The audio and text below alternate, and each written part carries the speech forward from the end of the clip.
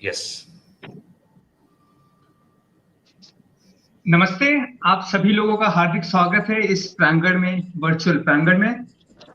आइए सर झुकाकर इस प्रांगण में प्रवेश करते हैं, एक दूसरे के मस्तिष्क पर वर्चुअली अभिषेक करते हैं। करिबद्ध अभिवादन है, करिबद्ध अभिवादन से करके नमन, खुशियों से भरी इस महफिल का श्री गणेश करते हैं। गदगद कंठ से मैं आप सभी का वंदन करता हूं, आपके चरणों की धूलि का मैं चंदन करता हूं। परम पिता परमेश्वर की कर स्तुति हृदय से मैं आप सभी का अभिनंदन करता हूं।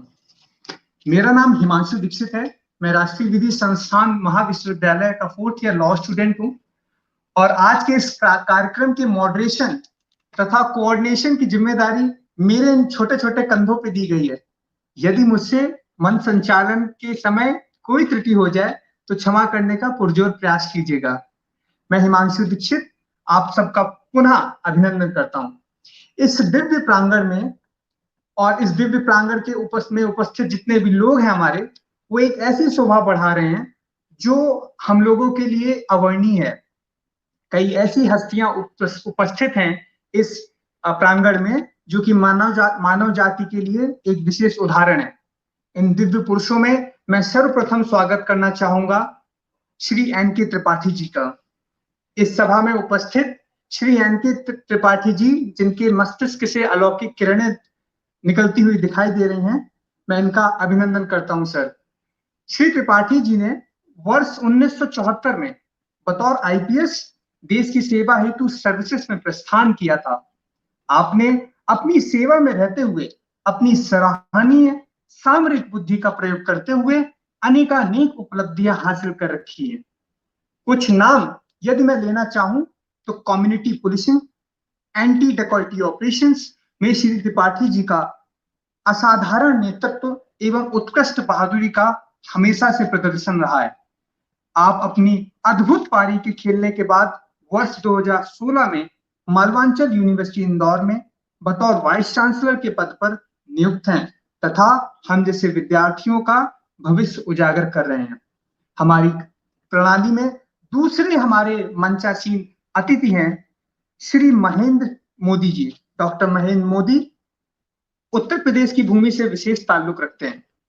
आप उत्तर प्रदेश के पुलिस मुखिया के रूप में अपनी सराहनीय सेवा बतौर आईपीएस दे चुके हैं। वर्तमान में श्रीमान जी वाटर कंजर्वेशन विभाग में उत्तर प्रदेश सरकार के एडवाइजर भी हैं। भारत राष्ट्र के लिए आपने अपने कई सर्वोच्च योगदान दिए हैं। अपनी असाधारण वीरता से पहचान बनाने वाले श्री मोदी जी ने मेडिको लीगल केसेस में एक अभूतपूर्व मुहिम का उद्घोष कर रखा है। उत्तर प्रदेश फॉरेंसिक लेबोरेटरी में कोडिंग सिस्टम जैसी एक अनोखी व्यवस्था का उजागर करने वाले आप प्रथम व्यक्ति हैं। जिस एंटी चाइना प्रोडक्ट की लहर आज वर्ष 2020 में हम सब आगे बढ़ा रहे हैं, ऐसी ही लहर श्री मोदी जी ने वर्ष 2017 में ही उत्तर प्रदेश पुलिस विभाग में उठा दी थी। बतौर एडीजी विजिलेंस, एसआईटी, ईओडब्ल्यू आपने कई बड़े बड़े खुलासों को उजागर कर अपने स्वाभिमान को ऊंचा उठाया है। सर, मैं आपका हार्दिक अभिनंदन फिर से करता हूं। हमारी कतार में उपस्थित हैं डॉक्टर प्रदीप जी। डॉक्टर प्रदीप जी और मुझ में एक विशेष बात है, आप व्हाइट कोट पहनते हैं, हम ब्लैक कोट पहनते हैं। This is called a white and black coordinationship. आपने आयुर्विज्ञान अर्थात मेडिको साइंस की एक विशेष विश्व प्रसिद्धि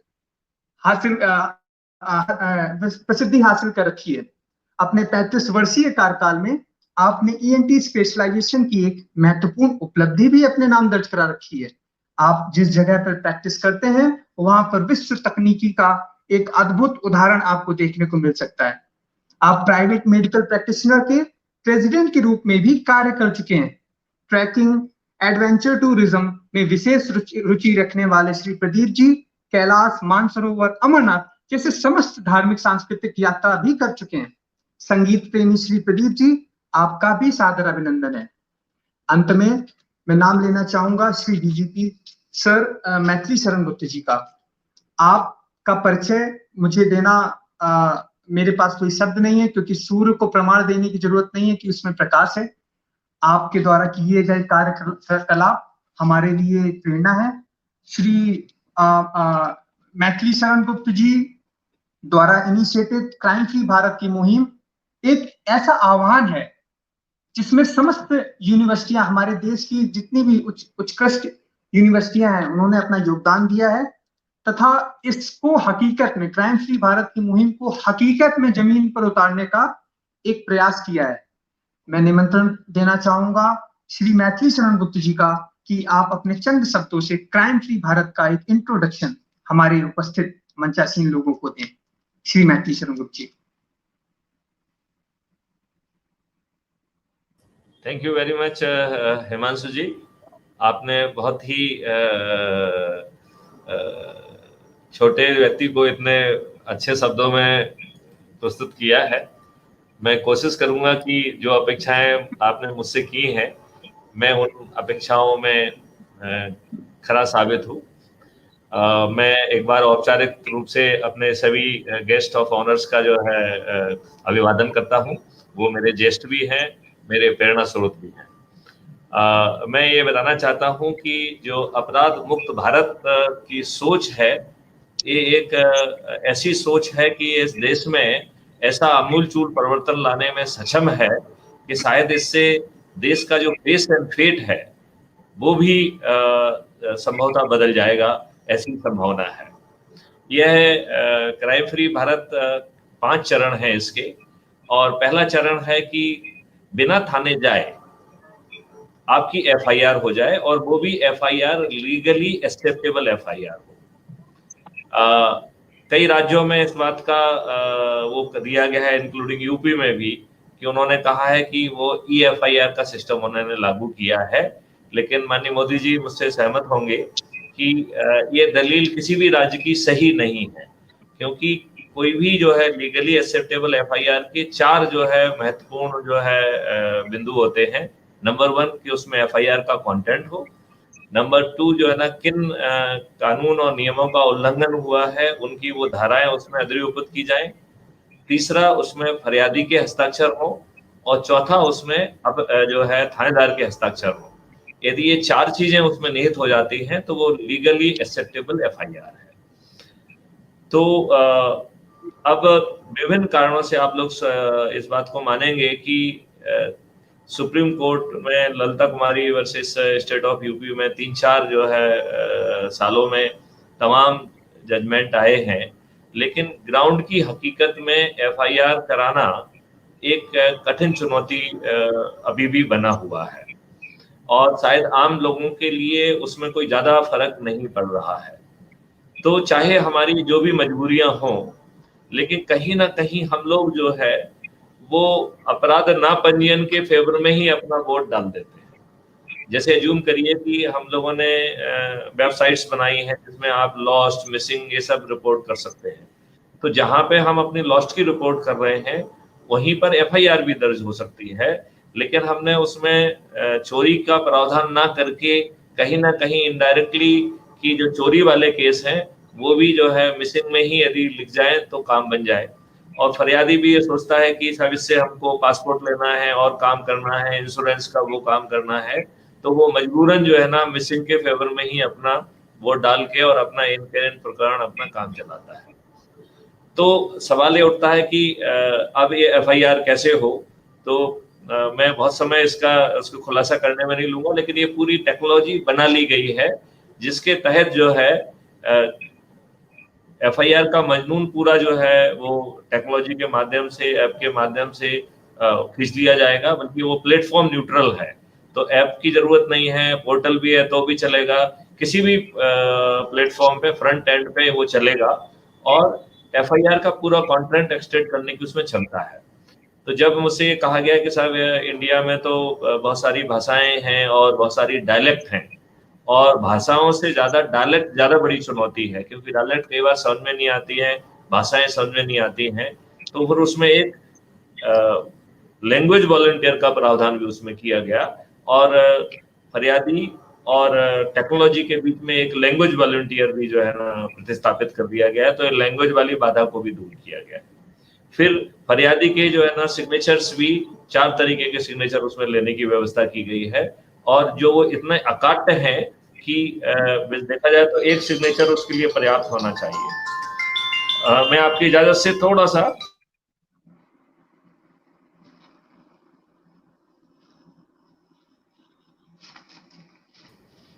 हमारे सर अभी इस समय थोड़ा व्यस्त हैं सर।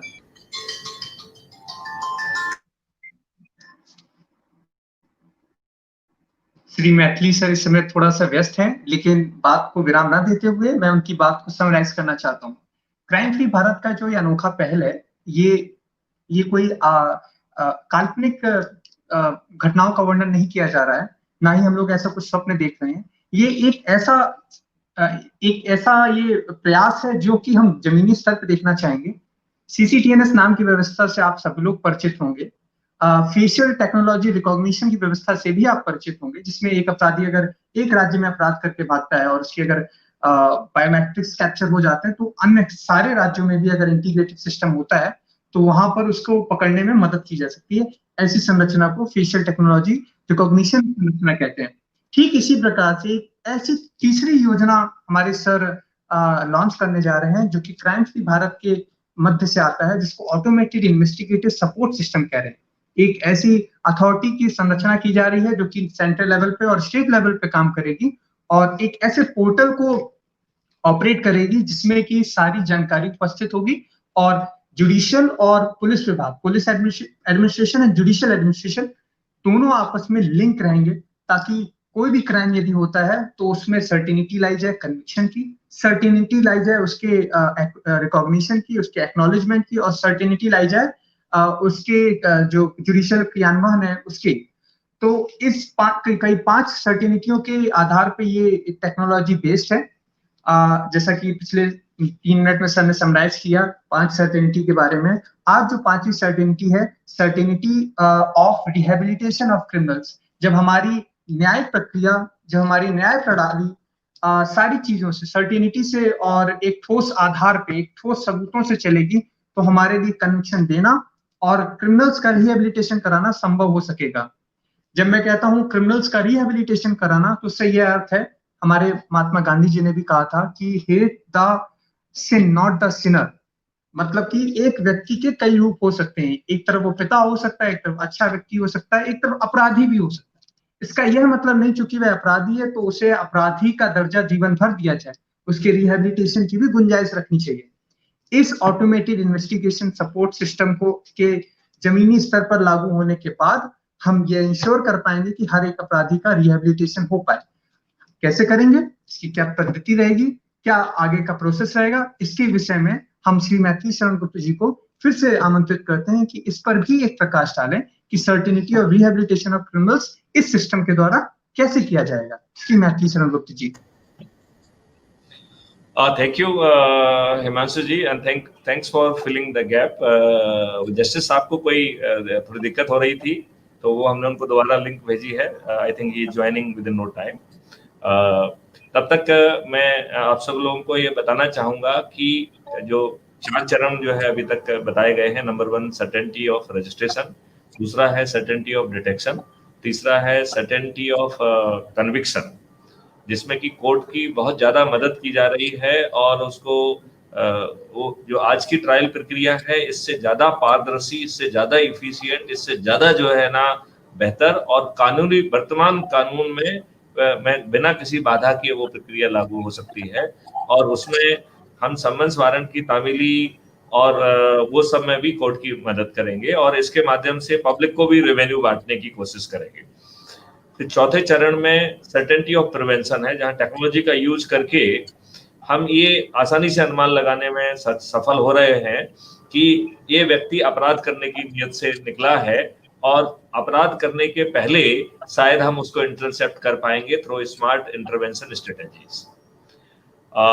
अब और जो चौथी 5वीं चीज है कि इन सब के बावजूद भी शायद अपराध मुक्त भारत का निर्माण होना संभव नहीं होगा, तो हमें उसको निर्माण करने के लिए, यदि उसका पेट खाली है तो वो जेल जाने के लिए भी अपराध करेगा। तो उस चीज से बचने के लिए और उसको बचाने के लिए द 5th सर्टेनिटी जो आज का टॉपिक है, certainty of rehabilitation through smart rehabilitation strategies। सब लोग इस बात से सहमत होंगे कि यदि उसका पेट खाली है तो वो सिर्फ जेल जाने के लिए अपराध करेगा, और यदि वो जेल जाने के लिए अपराध करेगा तो ऐसी स्थिति में शायद हम उस अपराध को नहीं रोक पाएंगे। तो जेल जाने से रोकने के लिए और उसके पहले उसको किसी अच्छे व्यवसाय में व्यवस्थित करने के लिए ये जरूरी है कि वो रिहैबिलिटेशन होना चाहिए। अभी एक और जो है दिशा जिसके बारे में मैं आप लोगों का ध्यान आकर्षित करना चाहूंगा कि अभी जो है वर्तमान स्थिति में अपराध एक लाभ का सौदा है, और इसमें जो रिस्क है वो रिस्क भी काफी कम हो गई है, क्योंकि पहले जो है संज्ञान ही नहीं होगा, फिर पकड़ा नहीं जाना है, फिर पकड़ गए तो सजा नहीं होना है, तो कुल मिला के lot of incentive to commit crime है। तो आज जो है वो अपराधी अपराध करता है और फिर वो ग्रेजुएट होता है कि पहले वो जो है ना खुद अपराध करता है, फिर वो अपराध का जो है पैट्रोनाइजर हो जाता है, फिर उसको जो है वो उससे आगे बढ़ जाता है, तो then it develops the interface with the politician, then he become the politician himself। तो उसकी वो ग्रेडिंग भी है, और जैसे जैसे वो ऊपर बढ़ता जाता है वो कानून के भी ऊपर चला जाता है। तो यहाँ लाभ का सौदा है, और वहां पर फिर जो है he is acquiring power also. इन दो चीजों को मिला के क्या अपराधी रिहैबिलिटेट होना चाहेगा, ये भी अपने आप में एक विषय बन गया है, ये भी अपने आप में एक विचारण का विषय है।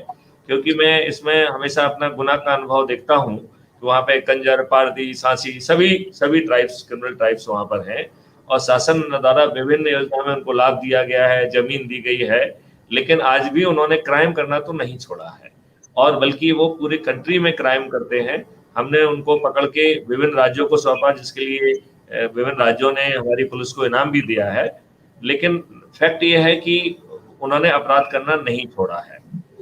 जब एक अपराधी एक अपराध करता है और उसे थोड़े से प्रयास में ही लाखों रुपए मिल जाते हैं, तो आप उसको ऐसे किस व्यवसाय में रिहैबिलिटेट करेंगे कि उसको उतना लाभ मिल जाए, और यदि उसको उतना लाभ नहीं मिल रहा है तो वो क्यों रिहैबिलिटेट होना चाहेगा। तो चूंकि ऊपर की 4 सर्टेनिटी उसको कॉर्नर कर रही हैं कि अपराध करना उसके लिए ऑप्शन नहीं बचा है, तो जब अपराध करना ऑप्शन नहीं बचेगा तो फिर वो रिहैबिलिटेट होने के लिए तैयार हो जाएगा। तो अभी अपन ने ऐसा माहौल बना दिया है कि जिसमें वो मजबूरन स्वेच्छा से रिहैबिलिटेट होना चाहेगा। अब फिर इसमें सवाल उठता है कि वो कैसे रिहैबिलिटेट किया जाएगा। तो चूंकि आपके डाटाबेस से आप अपराधियों को, अपराधियों के साथियों को, और ऐसे लोग जो भविष्य में अपराधी बनने की संभावना है, इनको बड़ी आसानी से आप पहचान सकते हैं, ठीक है ना। चूंकि आपने उनको पहचान लिया है तो आप उनको उनसे अपराध क्यों करने देना चाहते हैं, तो हमारा सिस्टम उनके पास पहुंचेगा, उनको जो है, और ये बड़े ट्रेंड वॉलंटियर्स होंगे जो उनको इंटरेक्ट करके उनके पास क्या स्किल सेट है, क्या स्किल गैप है, उसको जो है ना वो पूरा करेगा। उसको क्या फाइनेंशियल सपोर्ट चाहिए, एक होलिस्टिक जो है ना पैकेज की तरह उसको वो सपोर्ट मिलेगा। और फिर जो है स्टेट की तरफ से एक गारंटी भी दी जाएगी कि यदि उस व्यक्ति के कारण, जो व्यक्ति उसको एम्प्लॉय करता है या जो व्यक्ति उनकी सेवाएं लेता है, यदि उसको कोई नुकसान हो रहा है तो वो उस नुकसान को माननीय जस्टिस साहब जो है जुड़ रहे हैं।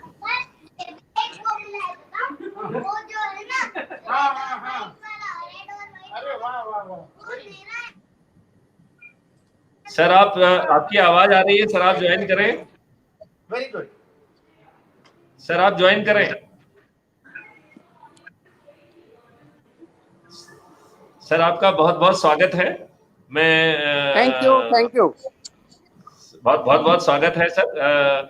मैं हिमांशु जी जो कि इस प्रोग्राम के कोऑर्डिनेटर हैं, मैं अपनी बात को बीच में रोक के उनसे अनुरोध करता हूं कि पहले आपका औपचारिक स्वागत करें, आपका जो है ना इंट्रोडक्शन दें, और फिर जो है जो बात कर रहे हैं सर उसको हम आगे बढ़ाएंगे।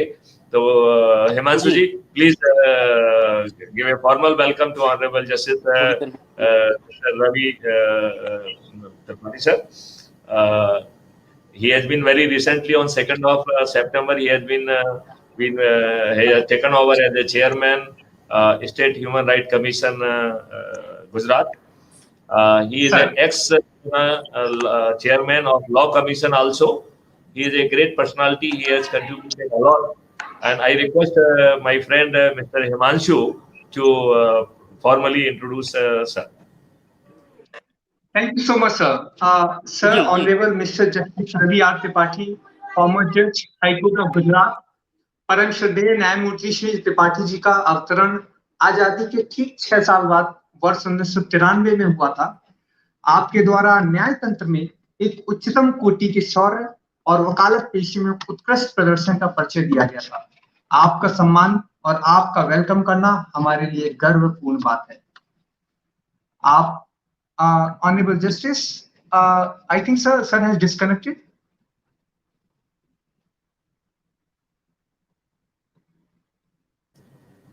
मैं अभी हैंडल करता हूँ। हाँ सर, मैं उनका इंट्रोडक्शन को अभी पॉज पे रखता हूँ। मैं ये बताना चाहता हूँ हमारे सर मैथ्यू शर्मा जी का जो पुरानी बात को रिजॉल्व कर वो करें, जो श्री गुप्ता जी का जो इनिशिएटिव है क्राइम फ्री भारत का, ये एक अतुलनीय प्रयास है। और जैसा कि आपको अभी अवगत कराया गया है, certainty of conviction, certainty of rehabilitation, certainty of certainty, bringing certainty into the justice administration system will bring us the prosperity and will provide us the better administration of justice to all the masses, including criminals as well as victims. हमारे भारत देश में आज जो भारत देश हम देख रहे हैं वो एक अभूतपूर्व बदलाव के मंथन से गुजर रहा है। न केवल पैंडेमिक हो बल्कि क्रिया प्रणाली में जो व्यवस्था जो बदल रही है वो एक अभूतपूर्व व्यवस्था देखी जा सकती है। इस मंथन में जो हम लोग को अमृत प्राप्त हो रहा है वो एक न्यू इंडिया का साक्षी बन रहा है। एक ऐसा भारत जो हमारे बलिदानियों का गर्व है, स्वतंत्रता सेनानियों का गर्व है, आप जैसे वरिष्ठ अधिकारियों का जिन्होंने अपने देश में इतनी सराहनीय सेवा दी है उनका गर्व है। भारत वो भारत जो वंचितों के लिए सदैव संवेदनशील है। जिस मुद्दे पर आज हम लोग चर्चा कर रहे हैं, क्रिमिनल्स, रिहैबिलिटेशन ऑफ क्रिमिनल्स, ये वंचितों से जुड़ा हुआ है। भारत जो सदैव वंचितों के लिए संवेदनशील है, पर हम सदैव अपने वजूद की उद्घोषणा हमेशा बुलंदी से करना चाहते हैं। हम एक ऐसे भारत को देख रहे हैं जो यंग इंडिया है, एक्चुअली यंग इंडिया है। एक ऐसा भारत जहां 18 से 25 वर्ष के युवा विश्व में सबसे ज्यादा है। ऐसे देश को हम स्वयं से प्रणाम करते हैं। किसी ने सही कहा है कि अगर आप युवाओं को शक्ति देंगे, क्योंकि युवाओं की उम्मीदों की चिंगारी को जब उत्साह की हवा मिल जाती है तब वो कामयाबी की मिसाल बनकर चमकने लगती है। क्राइम फ्री भारत का जो इनिशिएटिव है ये ऐसे ही युवाओं से जुड़ा हुआ है। हम समस्त युवागण जो कि न केवल नेशनल लॉ यूनिवर्सिटी से ताल्लुक रखते हैं बल्कि विधि संस्थान, IIT, IIITs, NITs से भी जुड़े हुए हैं और भी प्राइवेट लॉ कॉलेजेस से इंस्टीट्यूशन से जुड़े हुए हैं। हमें उम्मीद है हम इस मुहिम को आगे बढ़ा सकेंगे। Justice, I think justice honourable justice Ravi R Tripathi ji हमारे साथ जुड़ गए हैं। सर अगर मुझे अनुमति दे तो मैं आपका एक छोटा सा इंट्रोडक्शन देना चाहूंगा, मेरे लिए बड़ी गर्व की बात होगी। जी आपकी अनुमति तो चाहिए सर। जैसा कि बताया गया, परम श्रद्धेय न्यायमूर्ति श्री त्रिपाठी जी का जन्म आजादी के ठीक 6 वर्ष बाद 1993 में हुआ था, 1953 में। आपके द्वारा न्याय तंत्र में एक उच्चतम कोटि के शौर्य और वकालत पेशे में उत्कृष्ट प्रदर्शन का सदैव परिचय दिया गया है, जिसके फलस्वरूप आपने हाई कोर्ट ऑफ गुजरात में वर्ष 1999 में एज ए एडिशनल जज कार्यभार संभालना शुरू किया। आपके विधि विद्यार्थी जीवन के समय में आपने BCom, MCom, LLM, CS exam जैसे कई उपाधि भी हासिल कर रखी हैं। अपने प्रैक्टिस के दौरान आप असिस्टेंट गवर्नमेंट लीडर एवं एडिशनल पब्लिक प्रोसिक्यूटर के पद पर रहकर भी कई गवर्नमेंट संस्थानों के लिए सदैव न्याय का ध्वज लहराते रहे हैं। आपने अपने कार्यकाल में civil, criminal, constitutional, labour and विशेषतर सर्विसेज मैटर में अनेक महत्वपूर्ण योगदान देश को समर्पित किया है। आप एक ऐसी न्यायमूर्ति हैं जिसने बचपन के समय में भी, अपनी युवावस्था एवं किशोरावस्था में भी एनसीसी सेवा समेत कई एडवेंचरस एक्टिविटीज में भी अनुभव प्राप्त कर रखा है। रोटरी क्लब जैसे प्रतिष्ठित संस्थान के भी आप ऑनरी मेंबर हैं। इसके साथ ही साथ आप 21वीं लॉ कमीशन ऑफ इंडिया में बतौर मेंबर अपने एक अद्वितीय अंशदान को देश में दे रहे हैं। आपका वेलकम है sir, honourable justice Ravi Tripathi sir. क्योंकि सर के कनेक्शन में आई थिंक थोड़ी समस्या आ रही है, मैं निवेदन करना चाहूंगा हमारे क्रम में हमारे पैनलिस्ट श्री त्रिपाठी सर का, एनके त्रिपाठी सर का, कि वो अपने चंद शब्दों से अपने अनुभवों को हम लोगों के समक्ष रखें, ताकि हम लोगों को एक नई दिशा और एक नई ऊर्जा का अनुभूति हो सके। Shri NK Tripathi ji. Thank you very much. आपने जो कुछ कहा, मैं कोशिश करूंगा कि उसमें से जो कुछ बाकी है वो मैं पूरा कर सकूं। सर, जहां तक ये जो पूरा आपने मोमेंट चलाया हुआ है, I am very happy with that moment, because सबसे बड़ी प्रॉब्लम ये है हमारे देश में कि पुलिस का एक ऐसा चेहरा है जिससे सब लोग डरते हैं, और उसके साथ साथ जुडिशरी को भी उस चेहरे का जो है असर भोगना पड़ता है, क्योंकि हमेशा ऐसा होता है कि जो पेपर्स आते हैं उन्हीं के बेसिस पे जुडिशरी अपना डिसीजन सुनाती है और लोगों से उसको संतोष नहीं होता। तो आप जो ये मुहिम चला रहे हैं, I am very happy with that. Maithili Sharan जी का मैं बहुत बहुत मतलब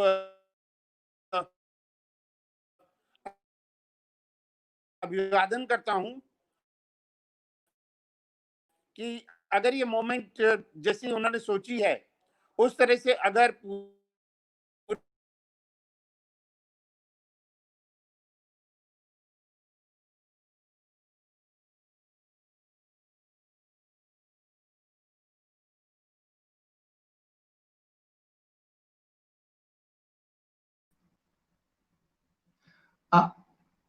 आई थिंक सर आपकी आवाज थोड़ी थोड़ी कट रही है। एक बार आप अपना माइक पुनः अवलोकन कीजिए सर, माइक का।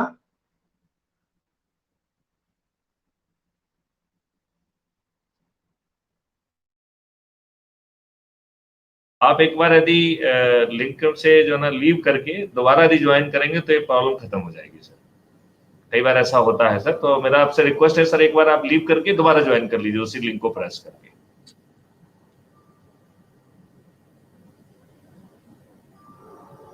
यस सर, आप अपने विचारों को पुनः जारी कर सकते हैं सर। तो जो क्राइम फ्री और जो कहना चाहिए सर्टेनिटी ऑफ रिहेबिलिटेशन के बारे में मैं कह रहा था कि अपन कॉर्नर करके भी यदि वो तैयार हो जाता है तो फिर एक ट्रेन्ड वॉलंटियर्स जाके उसका क्या स्किल सेट है, उसका क्या गैप है, उसको कैसे रिहेबिलिटेट किया जाए, उसको क्या फाइनेंशियल सपोर्ट दिया जाए और एक गारंटी भी उसको दी जाए। वो गारंटी जो है वो भी एक जरूरी है उसके लिए।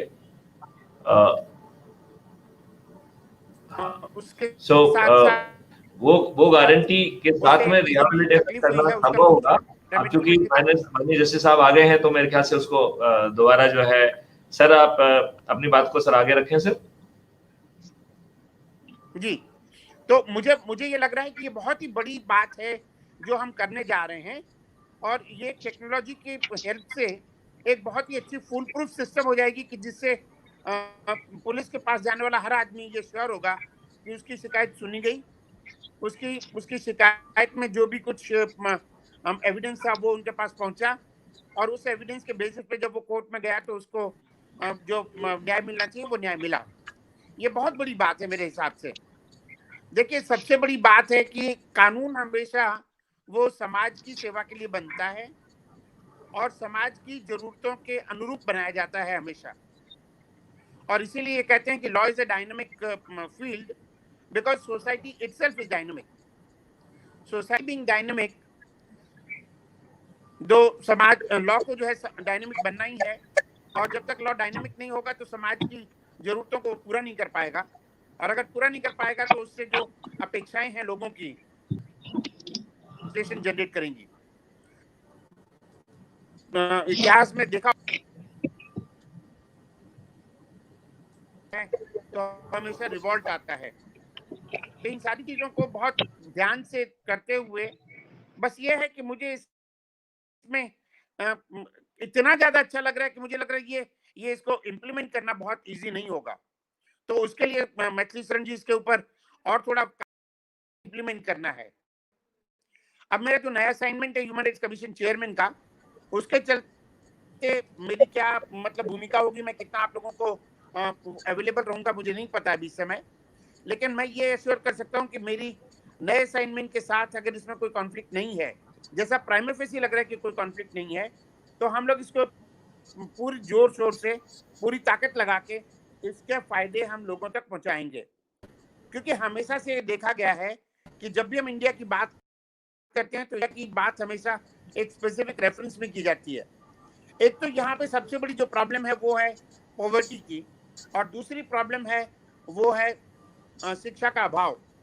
इन दोनों के चलते ही इवन जो महामारी है उसके बारे में भी हम लोग सोचते हैं कि वहाँ की कंट्रीज में अगर ये पोजीशन है कोरोना की, तो इंडिया में इसका रूप कितना भयानक होगा। इसी तरह से किसी भी जब अन्याय की बात आती है तो हमारे समाज की पिक्युलरिटीज को देखते हुए और उसको हमें ये करना होता है कि भाई इसके अनुरूप कोई उपाय ढूंढा जाए। मैंने जिस तरह से सुना है गुप्ता जी को, मैथिली शरण जी को, मुझे लगता है कि उन्होंने इसमें बहुत मेहनत की है। मैं उनको बहुत दिल से धन्यवाद देता हूँ और कामना करता हूँ कि ईश्वर उन्हें इतनी शक्ति देगा और उनका यश बढ़े, दुआएं मिलेंगी। जिनको जिनको जब भी उनके साथ कोई अन्याय हुआ है उसका रिड्रेसल होगा तो उनके मन से जो दुआएं निकलेंगी, दिल से जो दुआएं निकलेंगी, वो गुप्ता जी को जरूर मिलेंगी।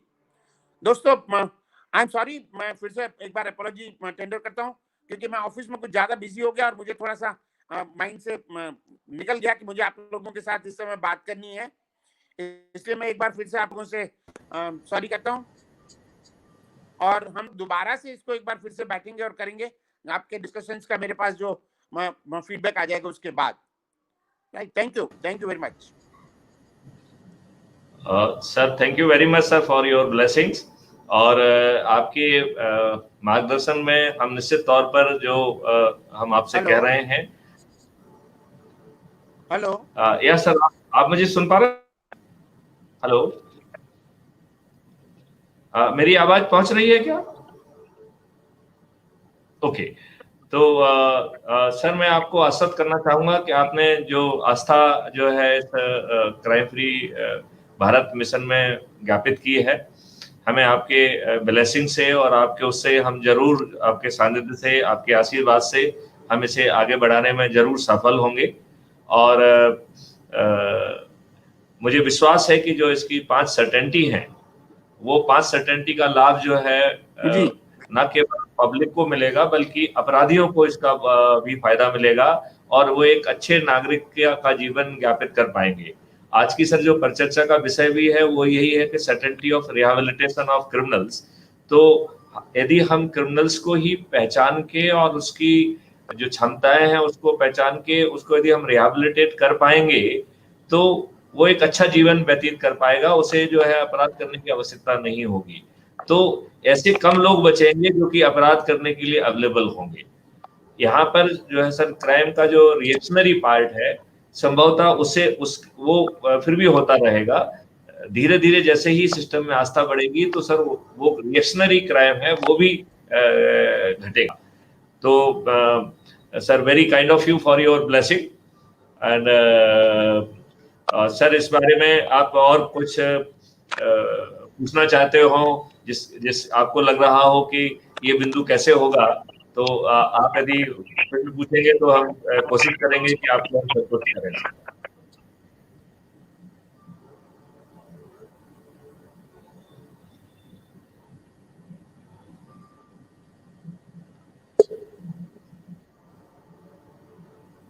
सर का जो है ना कुछ प्रॉब्लम हो रहा है मेरे ख्याल से, तो हिमांशु जी मेरे ख्याल से त्रिपाठी सर से आप कुछ कीजिए जब तक यस उनका होता है ना।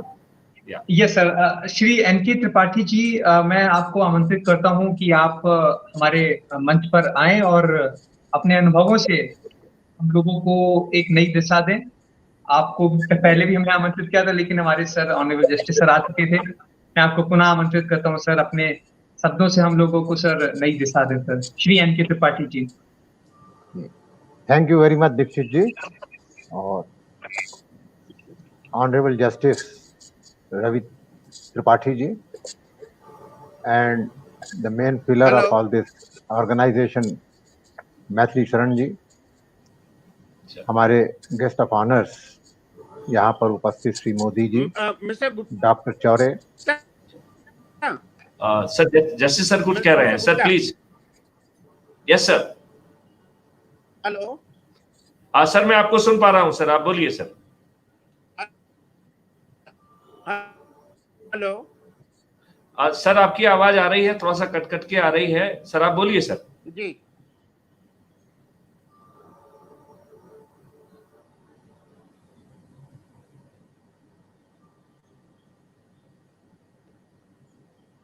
मेरे ख्याल से कुछ प्रॉब्लम हो रही है सर के एंड पे, तो तब तक जो है सर आप चालू रखें सर, जब तक वो टेक्निकल प्रॉब्लम रिजॉल्व होती है sir. Sir Tripathi sir please.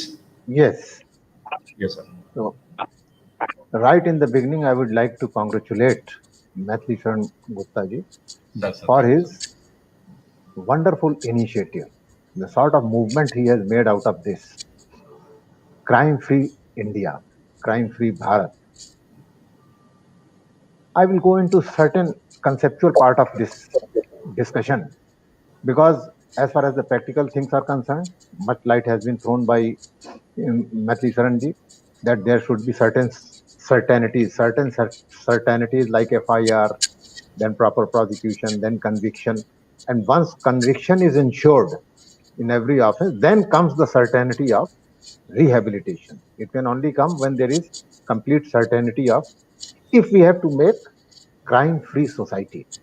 If the idea is only to make a crime-free society, then we have to go in for each and every criminal to be rehabilitated.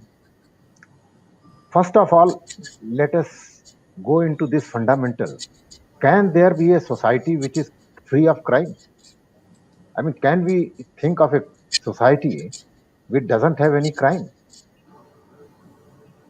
Many people normally will say, of course, there is no possibility that we will have a crime-free society because crime will continue. They are sure that crime will be committed. That is a normal thing. But the basic question is, can we conceive a society where there won't be any crime? Can we conceive this concept that there won't be any crime? There are ethnographical evidence, recorded evidence that there had been certain societies where there were no crime, especially crime of violence. There had been societies and they had been existing. I said ethnographically, they are proven cases. Bharat में भी हमारे यहाँ पर जो हमारे युग हैं, 4 युग हैं, उसमें एक सतयुग है।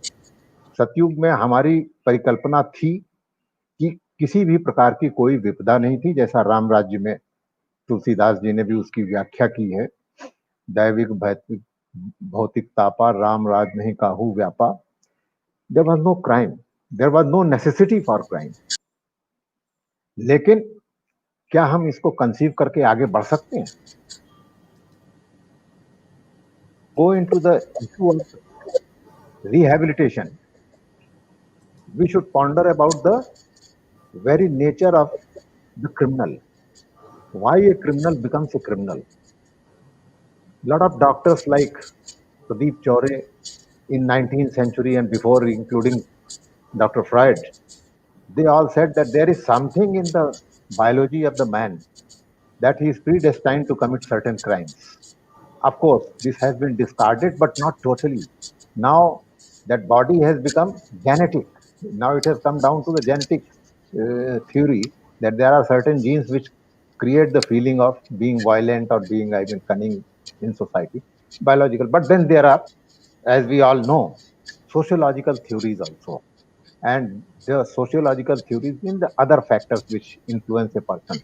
Because rehabilitation can only work if a man is sociologically involved in crime. What are these sociological situations? I mean, risk factor. Risk factor for what? Risk factor of falling into crime. How a man faces the risk factors so that he is liable to commit crimes. So these risk factors are, first of all, lack of parental love and supervision. This is very important because at the growing stage, if the child is not getting the parental supervision as well as parental love, he is likely to be a person disoriented into the society. Not necessarily for crime, but he will be disoriented. Secondly, exposure to delinquent peers. Somehow he falls into a bad society of peer group. Definitely he is likely to commit crime. And then a very, very dangerous situation for the society, which is also inculcated through films these days. A villain becomes hero. Earlier there were divided heroes and villains, but now we see villain becoming heroes in the pictures. That is internalizing of anti-social values.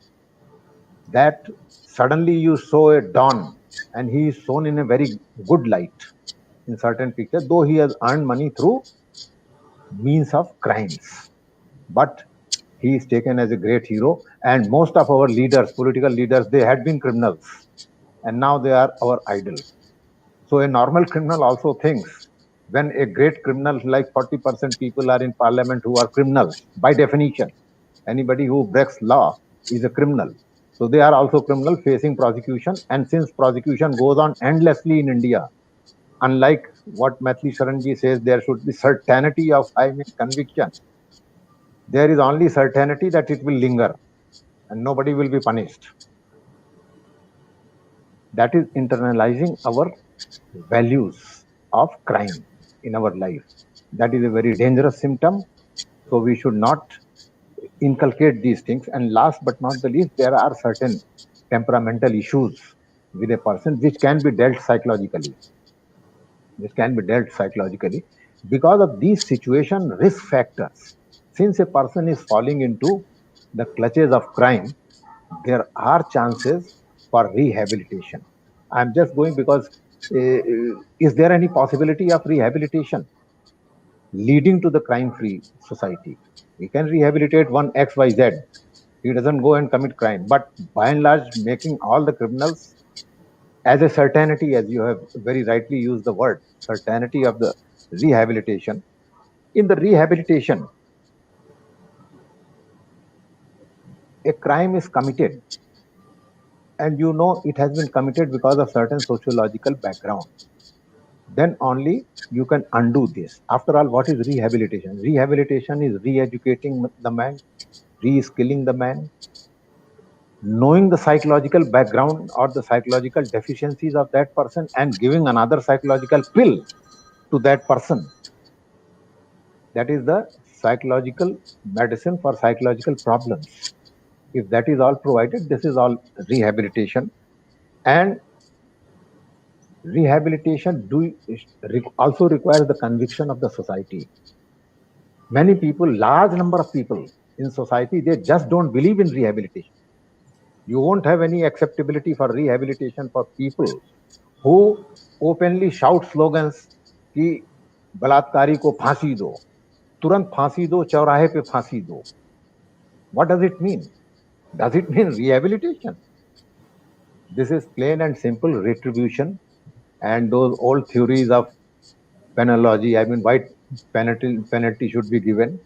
That was first was retribution. That if he has done something wrong, the similar wrong should be done to him. Or what Maithili Sharanji said, that the risk of committing crime, if the risk of committing crime is more than the actual benefits of the crime, then probably that was the theory of the retribution. which is against the theory of our rehabilitation. Then second is deterrence. Is what supposed to be deterrence. Deterrence to both. Deterrence to individual criminal, that this punishment will deter you. You won't commit it second time. And larger deterrence to the society, that here is the deterrence. You see this person, he committed crime and now he is facing this consequence, or his entire family is facing this consequence. That is the deterrence. And the third will be your incapacitation. Incapacitation means if there is a big dacoit, you put him inside the jail for 10 years, then for 10 years he is not able to commit any crime because he has been incapacitated by incarceration in the jail. So in this spirit, now rehabilitation also takes care of these two things. Number one, deterrence, and in a different context, and also incapacitation for, because you have to keep him in confinement for rehabilitation. There can't be a rehabilitation totally in open society. He has to be taken inside the custody. Now we come to the rehabilitation as such. For the rehabilitation, that is because I said that the sociological reasons are there for entering into crime. There is a scope for changing the criminal. There is a scope for changing the criminal, and that criminal can be definitely changed by rehabilitation. And now coming last to the practical point, that how after all rehabilitation can be done. Number one is there should be no ill treatment to the person. There is no retribution. He is taken inside the jail but given an honorable life. He is secured of the medical help. He is secured of the no violence against him, and he lives there. So no treatment. And then he should maintain some ties from the outside. Now we don't even allow the visitors to meet him very freely. And here is the theory for rehabilitation. He should be in touch with the outside world, even sent more liberally on parole or even probation, or this. That is the requirement for the rehabilitation. And then he should be imparted with some skill, so that even if he is out of the jail, out of the reformatory or any other institution where you keep him, he should be able to make a livelihood, because the poverty also throws him towards the crime. But not necessarily, poverty cannot be blamed for every crime. There are a lot of prosperous people who are also committing crime of forgery and other things. I mean, the similar kind we have seen, the Nirav Modi types and all these people who are committing. Now coming last, the practical aspect of rehabilitation is the resources. Ours is a very poor country. A country like Norway, a small country with having very high GDP per capita, Norway has been able to put up the best example of rehabilitation. Rehabilitation means that second time offenses will not take place by the same person, and that will ensure the crime free society, and recidivism will be reduced, as the jargon goes in the legal term. With these words, I leave the practical aspect to Matthew Sharanji to elaborate, or other our speakers who will throw light on this. I went into certain concepts about the crime and criminology behind rehabilitation. But in India, huge resources are required. We are not even able to keep the present population of inmates in our jails. They are not fit enough to, they are not having the capacity enough to keep the all the convicts. And if there is certainty of conviction, then for some time I think the population of the jail will go by 2 times, 3 times. And how to keep that? You require more jails, you require more staff, you require more psychologists to look after, you require more trainer to give them a skill, you require more supervisors to watch their activities. All that should come, but then there should be a role model for the nation, that here is a role model which can free the society, and there should be endeavor to go into that direction, by the legislature, by the executive, by the courts. Courts should also have that concept in mind.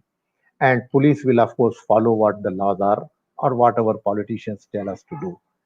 You give me, you gave me some time to speak. Thanks a lot. Jai Hind.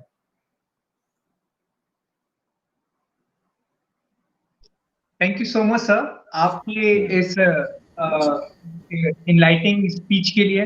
आपने जो practical और theoretical information दिया, एक Norway का उदाहरण भी दिया, जो कि हम लोगों के लिए एक सबक है, हम लोगों के एक शिक्षा लेने के लिए एक बहुत बड़ा उदाहरण है।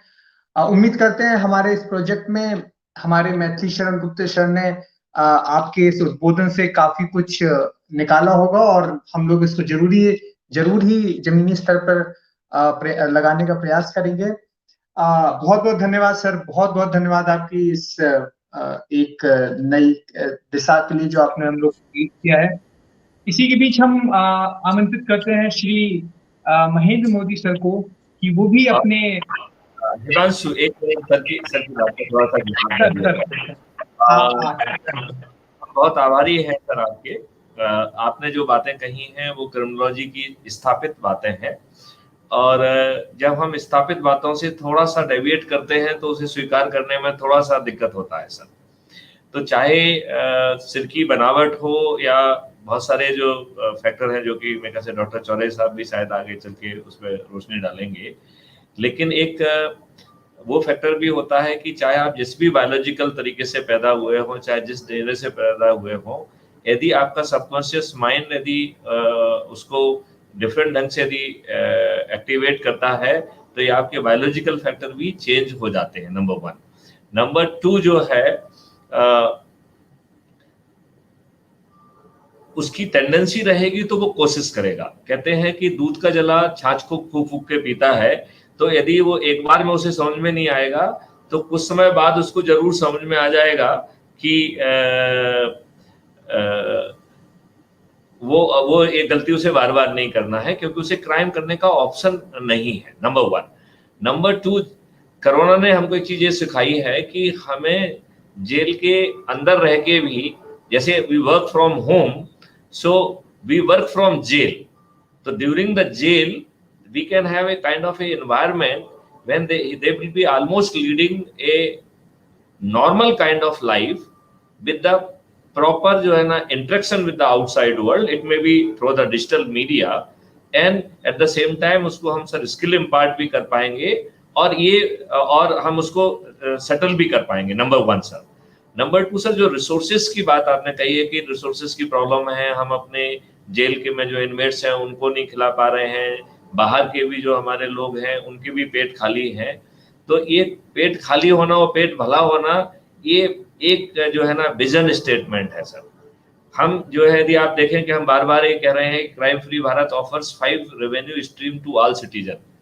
इससे जो धन पैदा होगा शायद वो पर कैपिटा इनकम को बढ़ा पाएगा, और इसमें ये सोच है कि हर किसी को धन बांटना है। तो जो रिहैबिलिटेशन की हम बात कर रहे हैं वो तो क्रिमिनल की बात कर रहे हैं, but there will be lot of rehabilitation of non criminals also. तो जो नॉन क्रिमिनल्स हैं उनको हमने वॉलंटियर्स कहा है, और there will be an number of type volunteers, senior citizen volunteers, forensic volunteers, legal volunteers, disaster volunteers, road accident volunteers, question document volunteer, electronic volunteers. तो जो जिस फील्ड में मदद करने की स्थिति में है उसको आइडेंटिफाई किया जाएगा, उसको यदि और कुछ स्किल सेट देना है तो स्किल सेट दिया जाएगा, and then they will come to play a very constructive role in detection and creating evidence in the crime so that we can have the certainty of conviction. तो हमारे अपराधों में हम सजाया भी सुनिश्चित कर पाएंगे, और उस समय हम धन को बांट पाएंगे, क्योंकि इतना धन इकट्ठा हो रहा है कि वो धन जो है it will B mind boggling. Sir मैं थोड़ा सा इस पॉइंट को थोड़ा सा इलाबोरेट करता हूं तो आपकी बात को थोड़ा सा उसमें वो मिलेगा सर। जैसे सेक्शन 39 एंड सेक्शन 40 सीआरपीसी ये कहती है कि आपको अपराध को रिपोर्ट करना का जो है ना आपकी जिम्मेवारी है। यदि अपराध की तैयारी हो रही है तो उसे रिपोर्ट करने की आपकी जिम्मेवारी है। यदि आपकी आंखों के सामने अपराध घटित हो रहा है तो सेक्शन 43 सीआरपीसी के तहत उसे गिरफ्तार करने की आपकी जिम्मेवारी है। यदि जो है पुलिस का कोई नुमाइंदा या कोर्ट का कोई नुमाइंदा भी पहुंच जाता है तो उसे मदद करने के लिए भी आप कानूनी रूप से बाध्य हैं। और ये सेक्शन ये भी कह रहा है कि इसमें प्रूफ ऑफ इनोसेंस आपको देना पड़ेगा। जहां हमने आदमी के ऊपर इतनी जिम्मेवारियां डाली हैं, हमने उसे इनेबलिंग नहीं दी है। ये क्राइम फ्री सिस्टम जो है ना, उसको वो इनेबलिंग दे रहा है। जैसे हम एफआईआर को रूट कर रहे हैं कंप्यूटेंट अथॉरिटी के सिग्नेचर के लिए, ऐसे ही वॉलंटियर ऐप को जो है अपराधों को का जो है एविडेंस को कैप्चर करने का पावर दिया जाएगा, because that will be the reporting of the crime with evidence and there will be two evidence. एक तो डिजिटल एविडेंस होगा जो वो ऐप के थ्रू कैप्चर कर रहा है, और वो एविडेंस ऐसा होगा जिसमें मैनिपुलेशन की संभावना नहीं है, क्योंकि वो ऐप में अपलोड नहीं होगा, ऐप से कैप्चर होगा। और जैसे ही वो कैप्चर होगा तो डेट टाइम लोकेशन के साथ वो इनक्रिप्ट होगा, हैश वैल्यू से प्रोटेक्ट होगा और ब्लॉकचेन टेक्नोलॉजी से उसको ड्रिवन किया जाएगा। और सिस्टम रियल टाइम बेसिस पे 3 सर्टिफिकेट पैदा करेगी, certificate of admissibility, certificate of integrity and certificate of chain of custody. तो वो जो डिजिटल एविडेंस है, टेक्नोलॉजी यदि उसके मैनिपुलेशन के लिए अवेलेबल भी है, तो वो technology can not have a negative role on that evidence. Then the second जो है, देयर इज अ रूटिंग। जो हमने एफआईआर को रूट करने के लिए जो टेक्नोलॉजी सीख ली है सर, जो कि बन चुकी है, इजाद हो चुकी है, उस टेक्नोलॉजी के माध्यम से ही हम जो है इस जो एविडेंस पब्लिक कैप्चर कर रही है सर, उस एविडेंस को हम जो है सिटीजन पोर्टल से सीसीटीएनएस पे ले जा रहे हैं। और कंपिटेंट अथॉरिटी जैसे ही उस पर सिग्नेचर करती है, वो चालान बन जाएगा सर। जैसे कि आपको ज्ञात है कि चालान जो है सर, अब 2000 से 10,000 तक का जो है ना चालानी राशि मोटर व्हीकल एक्ट में ही हो गई है। तो जैसे ही कंपिटेंट अथॉरिटी उसमें सिग्नेचर करती है और हमें माने कि 2000 का अपराध है सर, तो वो चालान में कन्वर्ट हो गया है। सिस्टम उसको अपराधी को पहचान के अपराधी के पास सीधा ले जा रहा है और उससे कह रहा है कि भाई आपने ये क्राइम किया है, ये एविडेंस है और ये चालान है duly signed by competent authority. अब आपके पास 2 विकल्प हैं, या तो नीचे जो लिंक है उससे आप पेमेंट कर दीजिए, या दूसरा है आप 7 दिन बाद जो है ना कोर्ट में पहुंची, क्योंकि ये ऑटोमेटिकली पूरा सामान जो है ना वो कोर्ट में पहुंच जाएगा। इसके लिए ये भी टेक्नोलॉजी के थ्रू ही पहुंचेगा। इसमें इंट्रा जो criminal justice system, inter operable criminal justice system, जिसको आईसीजेएस जो है ऑलरेडी फंक्शनल है, उस रूट का इस्तेमाल करके ये जो है कोर्ट के पास जो है ना पहुंच जाएगा। और चूंकि कोर्ट के पास पहुंचना सुनिश्चित है, तो कोई भी जो है ना व्यक्ति कोर्ट में जाने की जो है जिल्लत नहीं उठाना चाहेगा। उसमें जो है ना कोर्ट का वकील का खर्चा रहेगा, बाकी चीजों का खर्चा रहेगा। तो मैं ऐसा मान के चलता हूं कि इसमें 99.9% केसेस में जो व्यक्ति है, जो जिसने धोखे से जिससे अपराध हो गया है, वो उसको पेमेंट करना चाहेगा। जब वो पेमेंट करेगा तो आधा पैसा ट्रेजरी में जाएगा और आधा पैसा जो है वो उस एविडेंस कैप्चर करने वाले को मिलेगा। और यहाँ पे एविडेंस कैप्चर करने वाले 3 लोग हैं। एक तो वॉलंटियर है, अपने ऐप से कर रहा है। यहाँ वॉलंटियर का मतलब है पूरी जनता, 130-137 करोड़ जनता। दूसरा जो है यहाँ पे जो एविडेंस कैप्चर है वो सीसीटीवी और आईओटी डिवाइस करेंगे। तो इस तरीके से 3 है। तो जब वो एविडेंस को सीसीटीवी कैप्चर कर रहा है या आईओटी डिवाइस कैप्चर कर रहा है, तो वो भी यही प्रक्रिया फॉलो करेगा। एविडेंस रियल टाइम बेसिस पे date and time and location के साथ इनक्रिप्ट होंगे, हैश वैल्यू से प्रोटेक्ट होंगे, कंप्यूटेंट अथॉरिटी के पास जाएंगे फॉर डिजिटल सिग्नेचर। जैसे कंप्यूटेंट अथॉरिटी उस पर डिजिटल सिग्नेचर करेगी, वो चालान में कन्वर्ट होगा। चालान से जो है ना वो पहुंचेगा अपराधी के पास और अपराधी को पेमेंट का ऑप्शन देगा। तो यदि हम ये माने कि यदि पूरी जनता जो है ना सिर्फ एक बटन दबाती है, तो 1,30,000 crore revenue would be created for the government. और इतनी ही रेवेन्यू क्रिएट होगी वॉलंटियर्स को या आम आदमी को। ये मैंने एक रेवेन्यू की बात कही है, हम इसमें पीछे 5 रेवेन्यू की बात कर रहे हैं। तो जो सर्विसेज, समन्स, वारंट और जो प्रोसेस की तामीली है वो भी पब्लिक से होगी, उसको उसके लिए रेवेन्यू दिया जाएगा। तो पुलिस जो ना डीवर्डन और डिस्ट्रेस भी होगी। देन जो है जो एक्सपर्ट हैं डिफरेंट टाइप के, चाहे वो डिजास्टर एक्सपर्ट्स हो, उनको जोड़ के उनको लिए वो रेवेन्यू जनरेट होगी। देन चौथा रेवेन्यू जनरेट हो रही है, क्राइम रिलेटेड टास्क दिया जाएगा और क्राइम रिलेटेड इंफॉर्मेशन आप भी दे पाएंगे। तो यदि आप जो क्राइम रिलेटेड इंफॉर्मेशन देंगे, उससे यदि नया अपराधी पकड़ा जाएगा तो क्रिमिनल जो आपको प्रमोशन वाउचर मिलेगा। और जो फिफ्थ रेवेन्यू स्ट्रीम है वो आपके निष्काम से हो रही है। इसका मतलब है कि इसमें सर इतनी ज्यादा हैवी रेवेन्यू क्रिएट हो रही है कि it will B transforming the financial जो है ना gamete and financial face of the country. And ये इसके साथ में ही और चीजों को क्रिएट करने के लिए job and services rich Bharat create किया जा रहा है, तो an number of job would be created, तो उसमें क्रिमिनल भी रिहेबिलिटेट होंगे।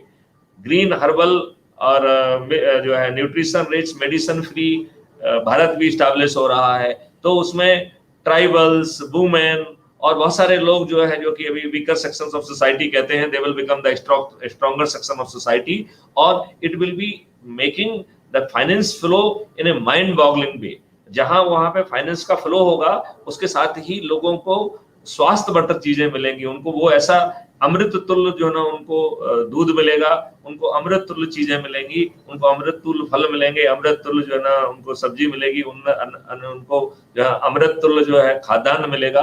अभी जो जितना भी मिल रहा है सब विषाक्त मिल रहा है, चाहे वो दूध मिल रहा है तो वो विषाक्त मिल रहा है, सब्जी मिल रही है तो वो विषाक्त मिल रही है, जो कुछ भी हो रहा है सब विषाक्त हो रहा है।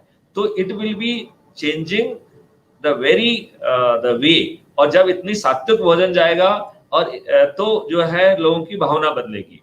अब सर इसमें एक चीज हम आपको और भी कहना चाहते हैं कि इसका एक दूसरा पहलू अभी कुछ दिन पहले चालू हुआ है, इसमें गीता के से जुड़े हुए लोग जुड़े हैं और इसका अब अपराध मुक्त अभियान जिसमें चरित्र निर्माण सम्मिलित है और उसमें गीता का वो किया गया है। तो ये संस्था जो है पिछले कई सालों से करीबन 18-20 साल से वो काम कर रहे हैं, अब वो इससे जुड़ गए हैं। उन्होंने मुझे उस योजना का एक प्रमुख, राष्ट्रीय प्रमुख भी बनाया है। तो अब जो है सर ये इसके दो पहलू हो गए, एक टेक्निकल पहलू हो गया है और एक चरित्र निर्माण पहलू हो गया है, जहां पे कि हम उसके अंदर की भावनाओं को बदलने की कोशिश करेंगे। तो एक तरफ हम टेक्नोलॉजी और मटेरियलिज्म से उसको बदलने की कोशिश कर रहे हैं, दूसरी तरफ हम उसको चरित्र को बदलने की कोशिश कर रहे हैं। और इसमें जो है सर पुराने मॉडल्स को हमको थोड़ा सा भूलना पड़ेगा। यदि हम उसमें अब यदि हम कोरोना स्पेसिफिक बातें करें तो इट इज नॉट इम्पोर्टेंट कि आप रोड पे घूम रहे हैं कि घर में हैं। यदि आप जेल में भी हैं तो भी आपको जो है ना work from jail kind of the concept will come and that will be absolutely doable. जितने समय वो जेल में रह रहा है तब तक उसे हम रिफाइंड प्रोडक्ट बना देंगे। और हमारी सोच जो है ना जेल के अंदर तक सीमित नहीं है सर, जेल के बाहर जो लोग हैं उनको जेल में ना जाने देने की सोच है। तो हम उन लोगों पे भी काम करेंगे जो जेल के बाहर हैं, जो अपराध घटित करने वाले हैं, जिनको हम अपराध घटित करने नहीं देंगे और उसके पहले हम उनको रिहेबिलिटेट करके एक अच्छा नागरिक जो ना बनाने की कोशिश करेंगे। और चूंकि अब जो है हमारे पास सिक्के का एक ही पहलू था, अब इस सिक्के का दूसरा पहलू आ गया है जो कि चरित्र निर्माण से जुड़ा हुआ है। मुझे लगता है कि जब ये दोनों पहलू मिल जाएंगे तो इस भारत को जो है ना महान भारत बनने से सर मुझे ऐसा लगता है कि कोई नहीं रोक पाएगा। इस सब के साथ सर मैंने कोशिश की कि आपकी बात को थोड़ा सा जो, क्योंकि आपने तो बहुत ही वैज्ञानिक और क्रोनोलॉजी के हिसाब से बातें रखी हैं, उन्हें डिस्प्यूट नहीं किया जा सकता है, लेकिन उन्हें नजरिए से बदलना होगा। क्योंकि यदि हम उस सोच से चलेंगे तो हमारे अंदर एक नकारात्मकता होगी कि कुछ हो ही नहीं सकता। मेरा ये सोचना है कि जोर से हो सकता है, और मेरा तो ये सोचना है कि उसके दिमाग के जो अंदर का जो चीजें हैं वो भी रीट्रांसफॉर्म हो जाएंगी, they will reconfigure and there will be DNA change also in the person. तो क्रिमिनल का क्रिमिनल ही नहीं बदलेगा, उसका डीएनए भी बदल जाएगा।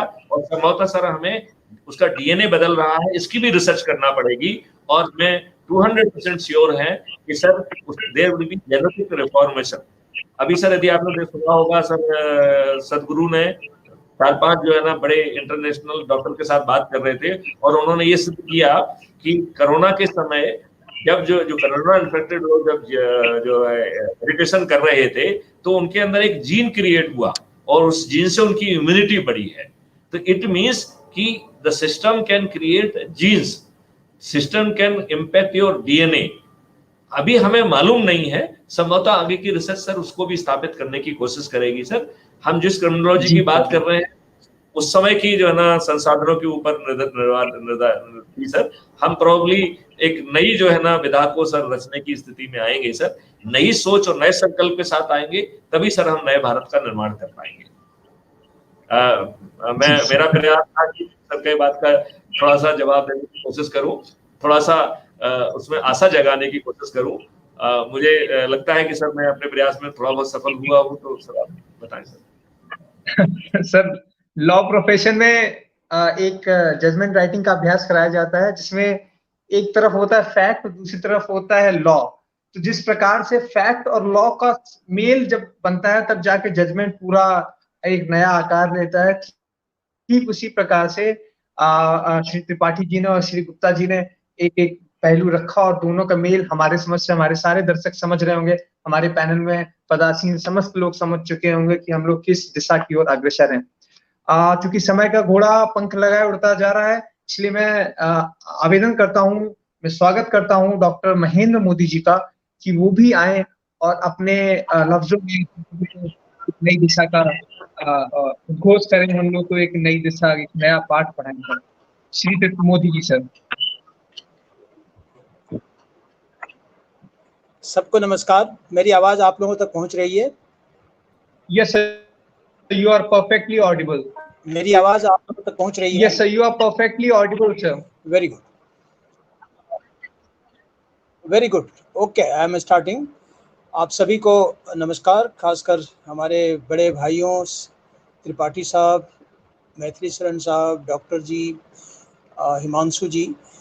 मैं यहाँ पर सिर्फ 6 फिगर्स देख रहा हूँ अपने आप को जोड़ते हुए, जिसमें एक जस्टिस साहब थे, वो 7 थे। तो ये बात मुझे समझ में नहीं आया, क्योंकि इस वेबिनार में क्या और लोग जुड़े नहीं हैं? सर इस वेबिनार में हम लोग प्रायः हर एक वीक हम लोग देश विदेश के महत्वपूर्ण ये पदों में जो पदासीन लोग हैं, उन लोग को आमंत्रित करते हैं। कानून जगत के, साइंटिफिक जगत के, पुलिस विभाग के कई लोग आते रहते हैं सर। हम लोग का ऐसा सौभाग्य है, ईश्वर की ऐसी कृपा है कि हम लोग हर हफ्ते आप जैसे वरिष्ठ लोगों को आमंत्रित करते हैं इस विषय पर चर्चा करने के लिए, क्राइम फ्री भारत के इस मुहिम पर चर्चा करने के लिए। सर सब जुड़े हुए हैं। नहीं, जैसे आज हम लोग बहुत कम एक दूसरे को देख रहे हैं, मतलब संख्या बहुत कम दिख रही है, कुल मिलाकर 7। क्या ये सही है या और भी लोग जुड़े हैं? इस मुहिम से सैकड़ों की तादाद में हमारे विशिष्ट लोग जुड़े हुए हैं। क्योंकि सॉफ्टवेयर का एक लिमिट है, एक लिमिटेशन है कि 7 से ज्यादा लोग जुड़ने में दिक्कत होती है, नेटवर्क का इश्यूज आता है। इसलिए हम लोग हमेशा से प्रयास रखते हैं कि 5 से 6 अतिथियों को हम आमंत्रित करेंगे, जिसमें एक मॉडरेटर होगा जो कि अपनी बात को आगे प्रस्तावित करेगा। तो इसलिए सर इस कारण के हम लोग, इस बंधन के कारण हम लोग 6 लोगों की स्पीच रखते हैं हमेशा।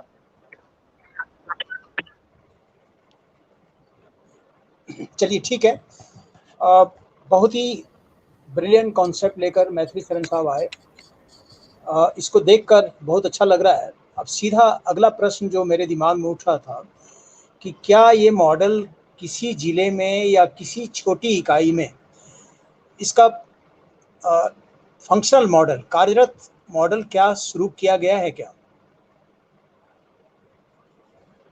जो सर का कंसेप्ट है बेसिकली एक हर व्यक्ति को अपना जो है तरीका खुद चुनना पड़ता है। और चूंकि इंडिया की प्रॉब्लम इंडिया जैसी है, इंडिया जैसा ही जो है ना अपने सॉल्यूशन बनाना पड़ेगा। तो जैसे बाकी जगह ये प्रॉब्लम शायद उतनी नहीं है कि एफआईआर कराना एक चुनौती है, बाकी जगह शायद ये प्रॉब्लम नहीं है कि पुलिस अच्छा इन्वेस्टिगेशन कई बार नहीं कर पाती है और हम अच्छे चालान पेश नहीं कर पाते हैं, कोर्ट में सजा नहीं दिला पाते हैं। तो एक होलिस्टिक जो इंडियन सिनारियो में जो एक उसकी जरूरत है, वो उस तरीके से जो है ना इसे सोचा गया है। और मुझे लगता है कि हमें इस भ्रम में नहीं पड़ना चाहिए कि किसी दूसरे देश ने सोचा है कि नहीं सोचा है। कोई ना कोई हर काम को पहली बार करता है, तो हर काम जो है ना दूसरा ही पहली बार करेगा, ये काम हम क्यों नहीं करेंगे? वेदों के समय में हमने वेदों में इतनी सारी चीजें स्थापित की है। तो मुझे लगता है चाहे रिसर्च के बारे में हो, चाहे प्रोडक्ट के बारे में हो, चाहे फिलॉसफी के बारे में हो, अब मुझे लगता है कि भारत को एक अग्रणी भूमिका निभाने की बात करना चाहिए। हमारी सोच जो है देश को और पूरे विश्व को एक मार्गदर्शक का काम करे। और एक मार्गदर्शक की भूमिका जो है भारत पहले निभाता रहा है। तो हम पिछले बनने की बातें क्यों करते हैं? अब हम ये बातें क्यों करते हैं कि साहब जो है ना इसका पहले कहीं हुआ है क्या? जब कोई व्यक्ति रिसर्च करके प्रोडक्ट लेके आता है तो मेरा प्रश्न प्लीज नहीं कहता है कि जो है ना पहले हुआ है कि नहीं हुआ है। तो मैं मोदी जी आपसे प्रार्थना करूंगा कि हम इस विवाद में ना पड़े कि पहले हुआ है कि नहीं हुआ है। Let's get into the doability part of it. Anyway please, नहीं सिर्फ मैं जानना ये चाह रहा था क्या छोटी इकाई कोई मध्य प्रदेश में कहीं इस मॉडल को ट्राई किया गया क्या? बस सिर्फ इतना, हाँ या ना, दैट्स ऑल। हमने इसको जो है छोटे मॉडल में रेलवे के क्षेत्र में किया है। लेकिन मैं आपको ये बताना चाहूंगा कि आजकल दुष्टता इतनी भरी हुई है कि जहां राष्ट्रीय स्तर पर इसको एज ए नेशनल मिशन जो है ना स्वीकार किया गया, जहां पर की जो है उसके 5 और बना के क्लेम किया जा रहा है कि पूरे रेलवे के क्राइम डिटेक्ट हो जाएंगे, पूरी जो है क्राइम विंडो,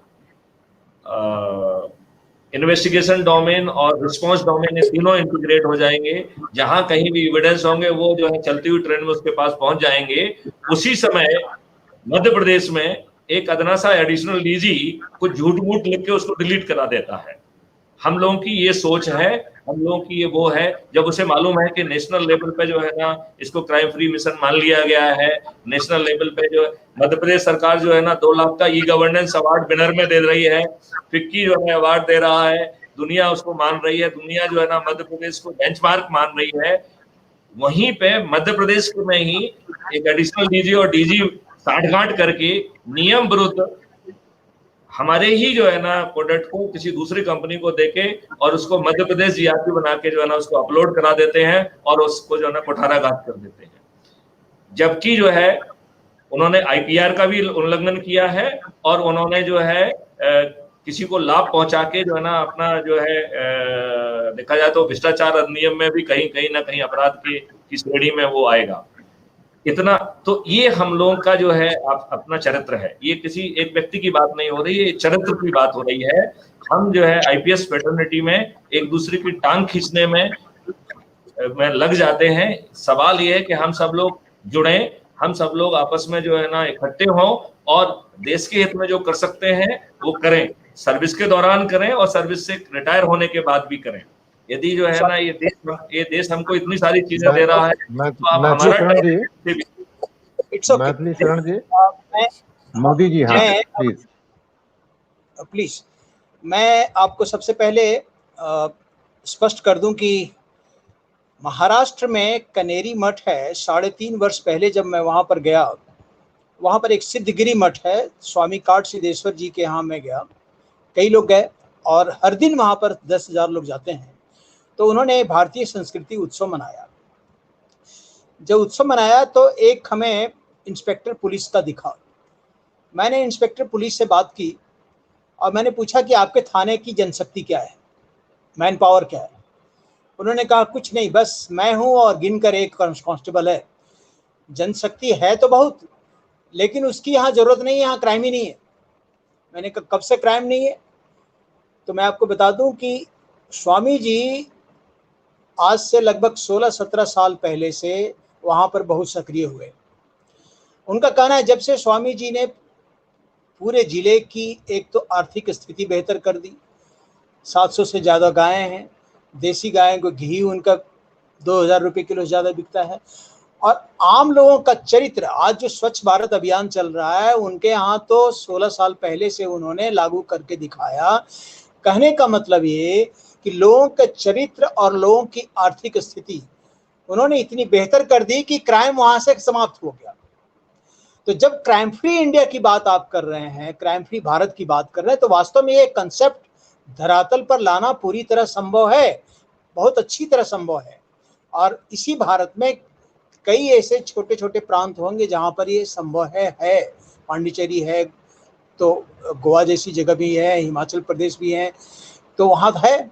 अब उस कार्य संस्कृति को भी हमें स्टडी करना पड़ेगा कि आखिर क्राइम फ्री वहाँ पर कैसे हुआ।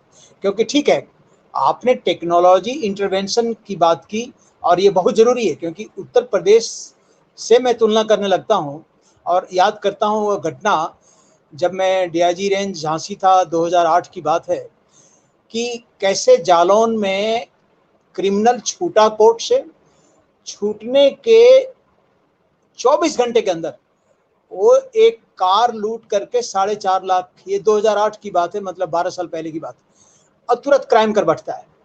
अब वो कमी कहाँ थी? कमी थी ट्रैकिंग ऑफ क्रिमिनल की।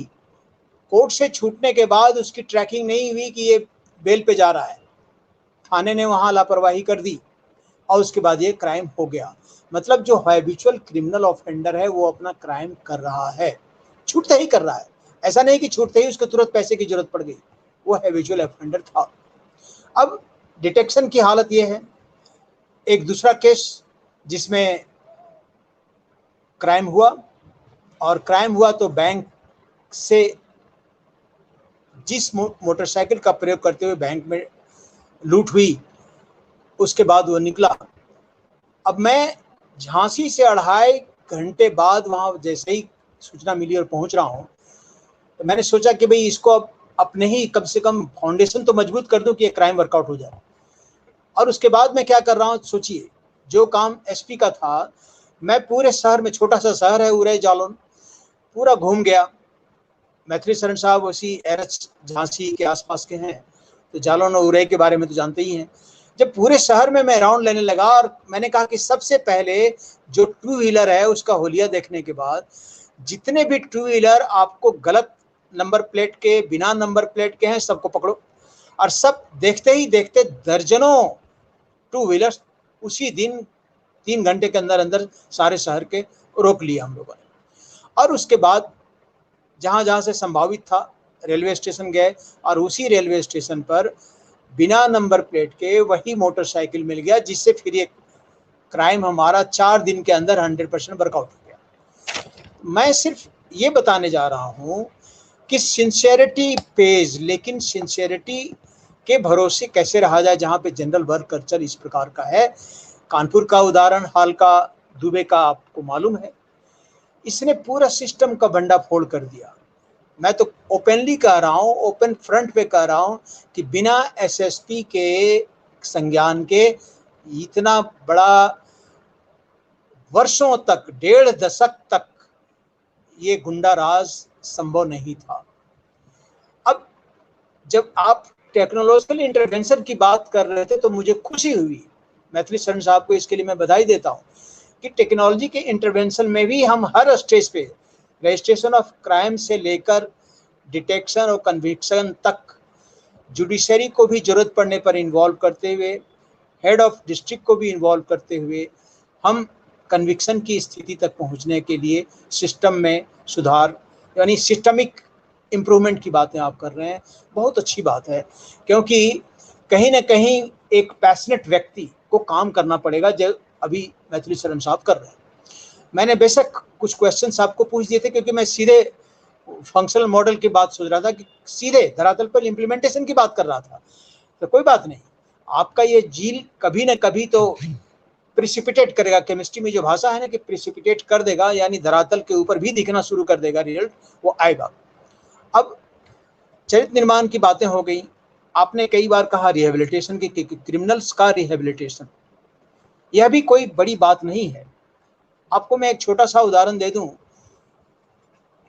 आत्मनिर्भर भारत का एक दिन वेबिनार में डिलीवर कर रहा था एज चीफ गेस्ट, उसमें आईआईटी के लोग भी थे।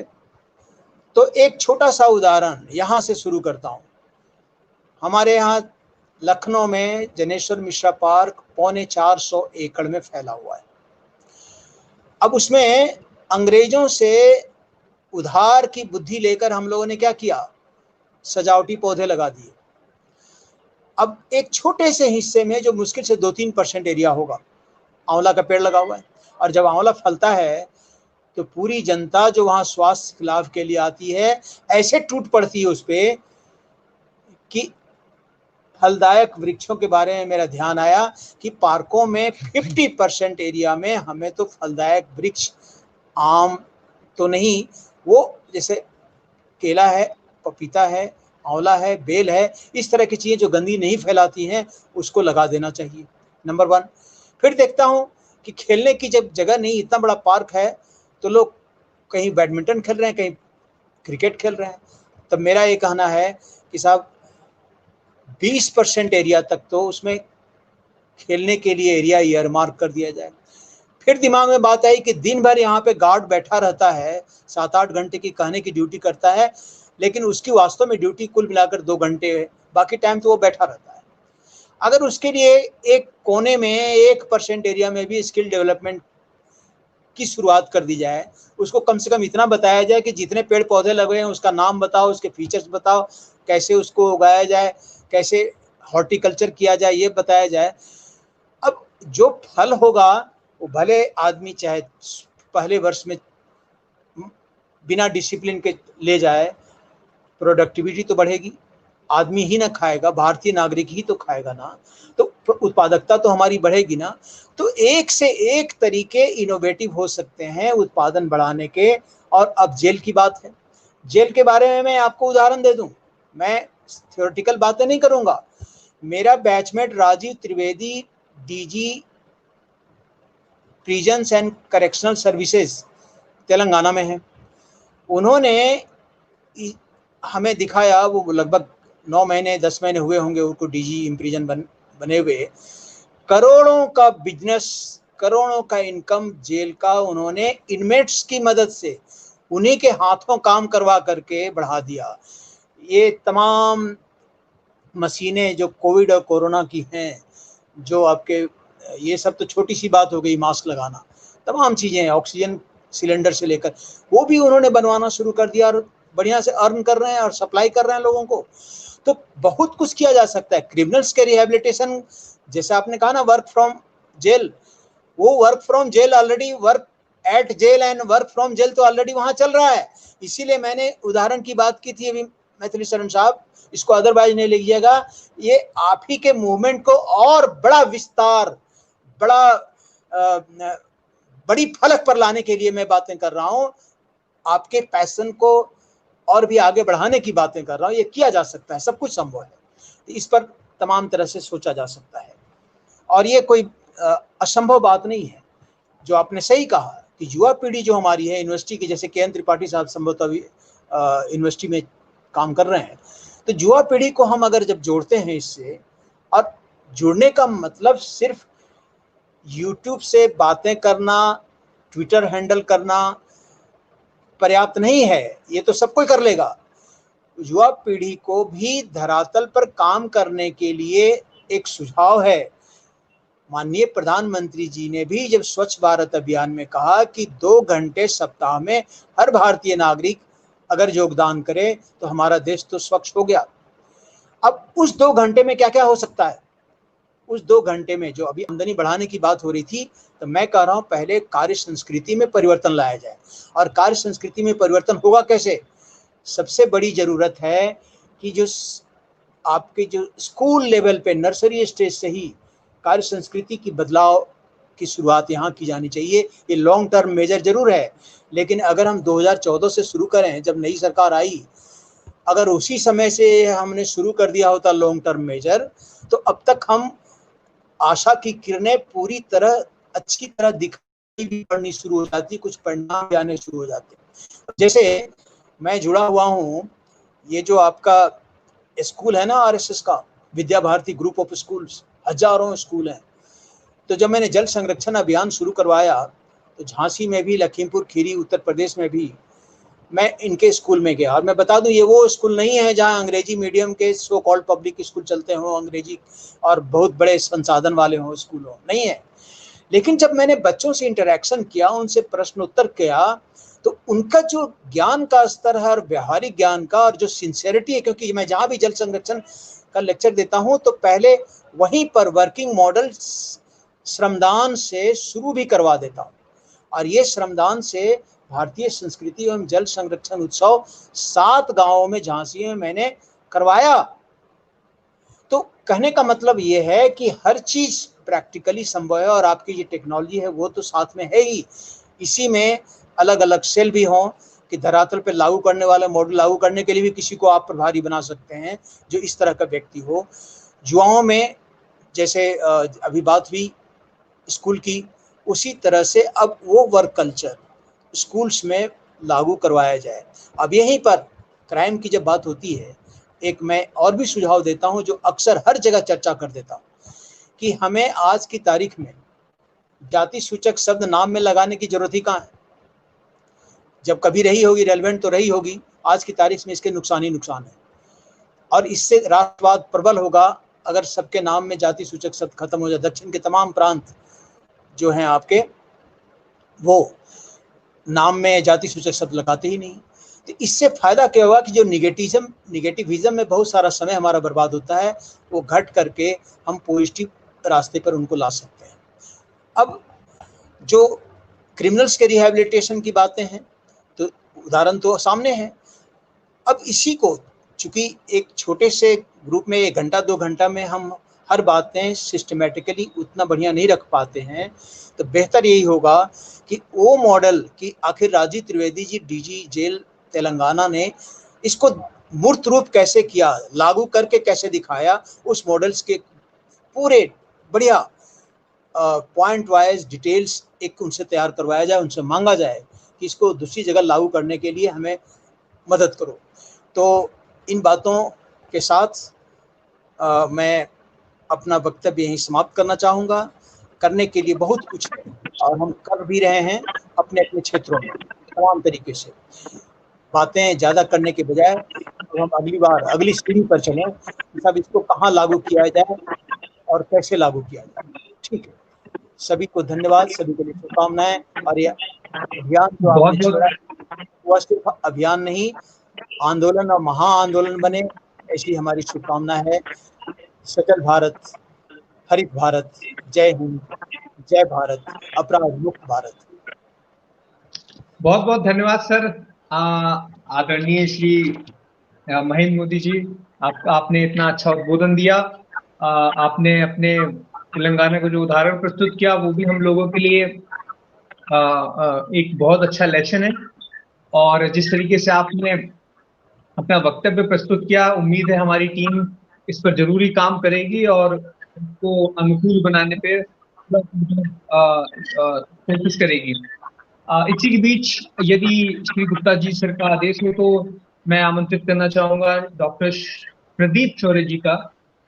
सर, मैंने जैसे आपको बताया, सर बड़े ही संगीत प्रेमी व्यक्ति हैं और थोड़ा कानून से हटकर और विधान वैधानिक क्रियाओं प्रतिक्रियाओं से हटकर रिहेबिलिटेशन ऑफ क्रिमिनल्स पे एक अनोखा पक्ष रखने वाले श्री प्रदीप जी, मैं आपका आमंत्रित करता हूं, आपको स्वागत करता हूं कि आप आए और हम लोग को एक नया पर्सपेक्टिव ऑल टुगेदर दें।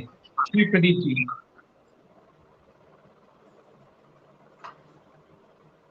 मंच पर आसीन पैनलिस्ट जितने सभी को मेरा प्रणाम। मेरे ख्याल से आप सभी लोग कुछ पदों पर रह चुके हैं और कुछ अभी भी हैं। मैं एक ऐसा व्यक्ति हूँ जो कि भारतीय हूँ, मैं अपने आप को जनता का प्रतिनिधि कह सकता हूँ। ये जो सर की ये जो कंसेप्ट है, इसके लिए मैं एक ही चीज कहूंगा कि मैं अकेला ही चला था जानिबे मंजिल की तरफ, लोग जुड़ते गए, कारवां बढ़ता गया। सर, आपको बार बार साधुवाद।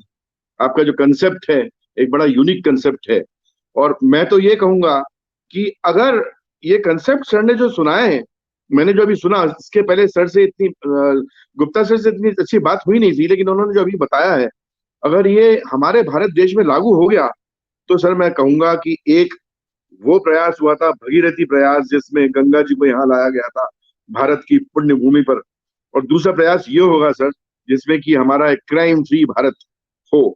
भगवान करे, ईश्वर करे कि आपकी जो प्रयास है ये फल लाए।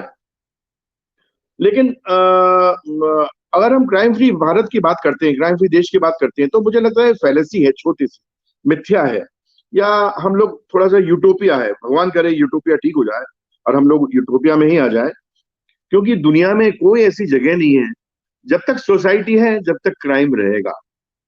मनुष्य का जन्म हुआ है और भगवान का भी जन्म, भगवान ने भी यहीं पर जन्म लिया है।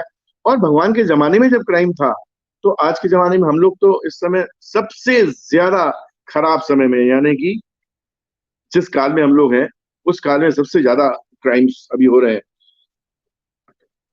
तो सर मैं उसमें यही कहूंगा कि अगर मैंने मेरे से कुछ गलती से कुछ शब्द ऐसे निकल जाए कुछ किसी को अगर वो हो, तो उसके लिए मैं पहले से माफी चाहता हूँ।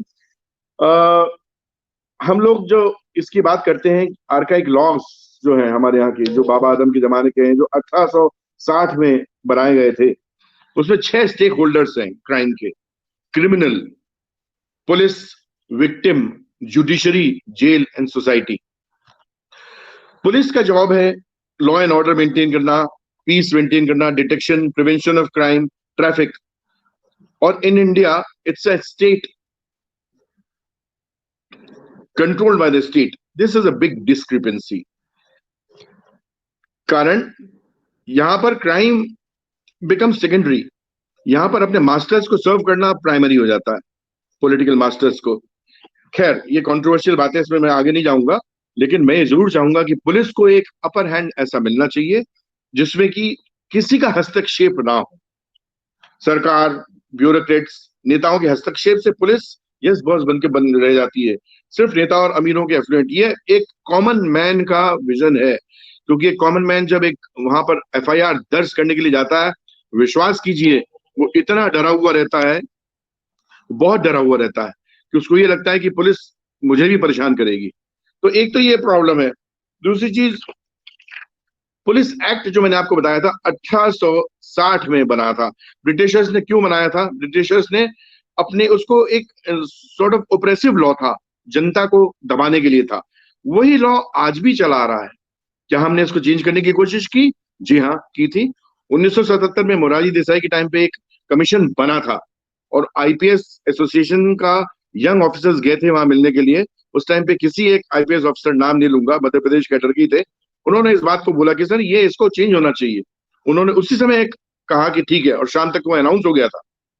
तो लास्ट पुलिस कमीशन जब बना था 77, वो भी इसकी रिकमेंडेशंस आज तक के फॉलो नहीं की गई।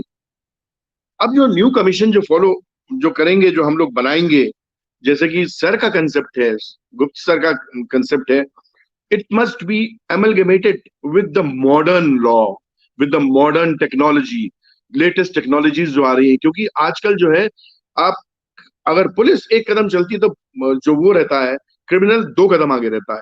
क्रिमिनल 2 कदम, इसकी टेक्नोलॉजी पुलिस से ज्यादा रहती है। हमारा जो कंसेप्ट पुलिस का है वो होता है एक रोबोकॉप का। रोबोकॉप जो हमने फिल्मों में देखा है, लेकिन आजकल हो रहा है और अमेरिका में मैंने देखा है। रोबोकॉप वो है जो कि हर कॉप, जो हर पुलिस वाला रहता है, उसके कंधे पे कैमरा लगा रहता है। He is accountable, he is answerable. वो कहीं भी जाता है तो उसकी बातें रिकॉर्ड होती हैं, उसका जो व्यू है वो पूरा रिकॉर्ड होता है। तो every policeman should be accountable, और पुलिस का एक जनता के बीच में जो खौफ है वो खत्म हो। मेरे घर में 2 पुलिस वाले आए, पड़ोस वाले पूछने लगे पुलिस वाले क्यों आए थे, आपने क्या किया? मैंने कहा भाई वो मेरे को गला दिखाने आए थे और कोई बात नहीं, मैंने कोई क्राइम नहीं किया। तो ये इंप्रेशन रहता है उसका। बेबाक एक्शन ले पुलिस, चाहे कोई हो, मिनिस्टर हो चाहे कोई हो। उसमें यूजुअली ये छोटी छोटी चीजें, सर मुझे माफ करिएगा, लेकिन ये जो हम लोग कॉमन मैन जो देखता है, वो कॉमन मैन के हिसाब से ये बड़ा खराब लगता है। 2 गाड़ियां खड़ी हैं, पुलिस की है, एक मिनिस्टर की है, और कॉमन मैन को पकड़ा जाता है, भाई गाड़ियां हटाओ यहाँ से। तो ये सब चीजें छोटी मोटी चीजें हैं, इसके लिए मैं जाना नहीं चाहूंगा। जैसे यूनिफॉर्म सिविल कोड में, मैं सिंगापुर गया था सर। सिंगापुर में मैंने टैक्सी ड्राइवर से पूछा कि भाई आपके यहाँ तो क्राइम 0 क्राइम है, करीब करीब नेग्लिजिबल क्राइम, क्या कारण है? यहाँ तो पुलिस दिखती नहीं है। कह रहे सर आप पुलिस को नहीं देख पा रहे हैं, पुलिस आपको देख रही है। हजारों लाखों कैमरे से पुलिस वहां पर देखती रहती है आप लोगों को। तो ये उन्होंने बताया। अच्छा, नेक्स्ट जो मैंने पॉइंट बताया था हमारा क्राइम फ्री भारत के लिए, सबसे जो हमारा कमजोर विंग है सर, सबसे कमजोर विंग, हैप्पी जज साहब नहीं है, जुडिशरी हमारे इसकी सबसे कमजोर विंग है सर, सबसे कमजोर विंग। वही पुराने लॉज, वही सड़े गले, वो 6 करोड़ केसेस पेंडिंग है सर इस टाइम पे कोर्ट्स में, 6 करोड़ केसेस।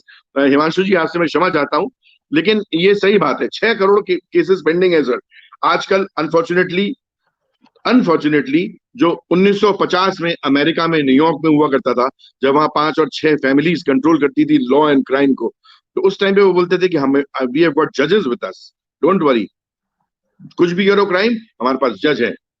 मैंने बचपने में एक किताब में एक कहानी पढ़ी थी जुम्मन शेख और अलगू चौधरी की।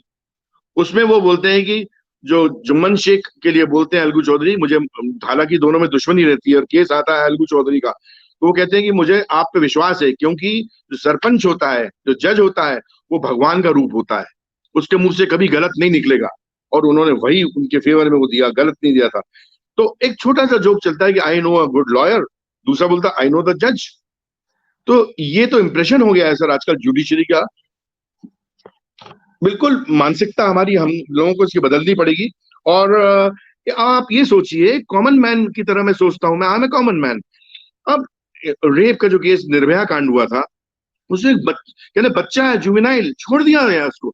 अगर कोई बच्चा रेप कर सकता है तो क्या वो बच्चा है?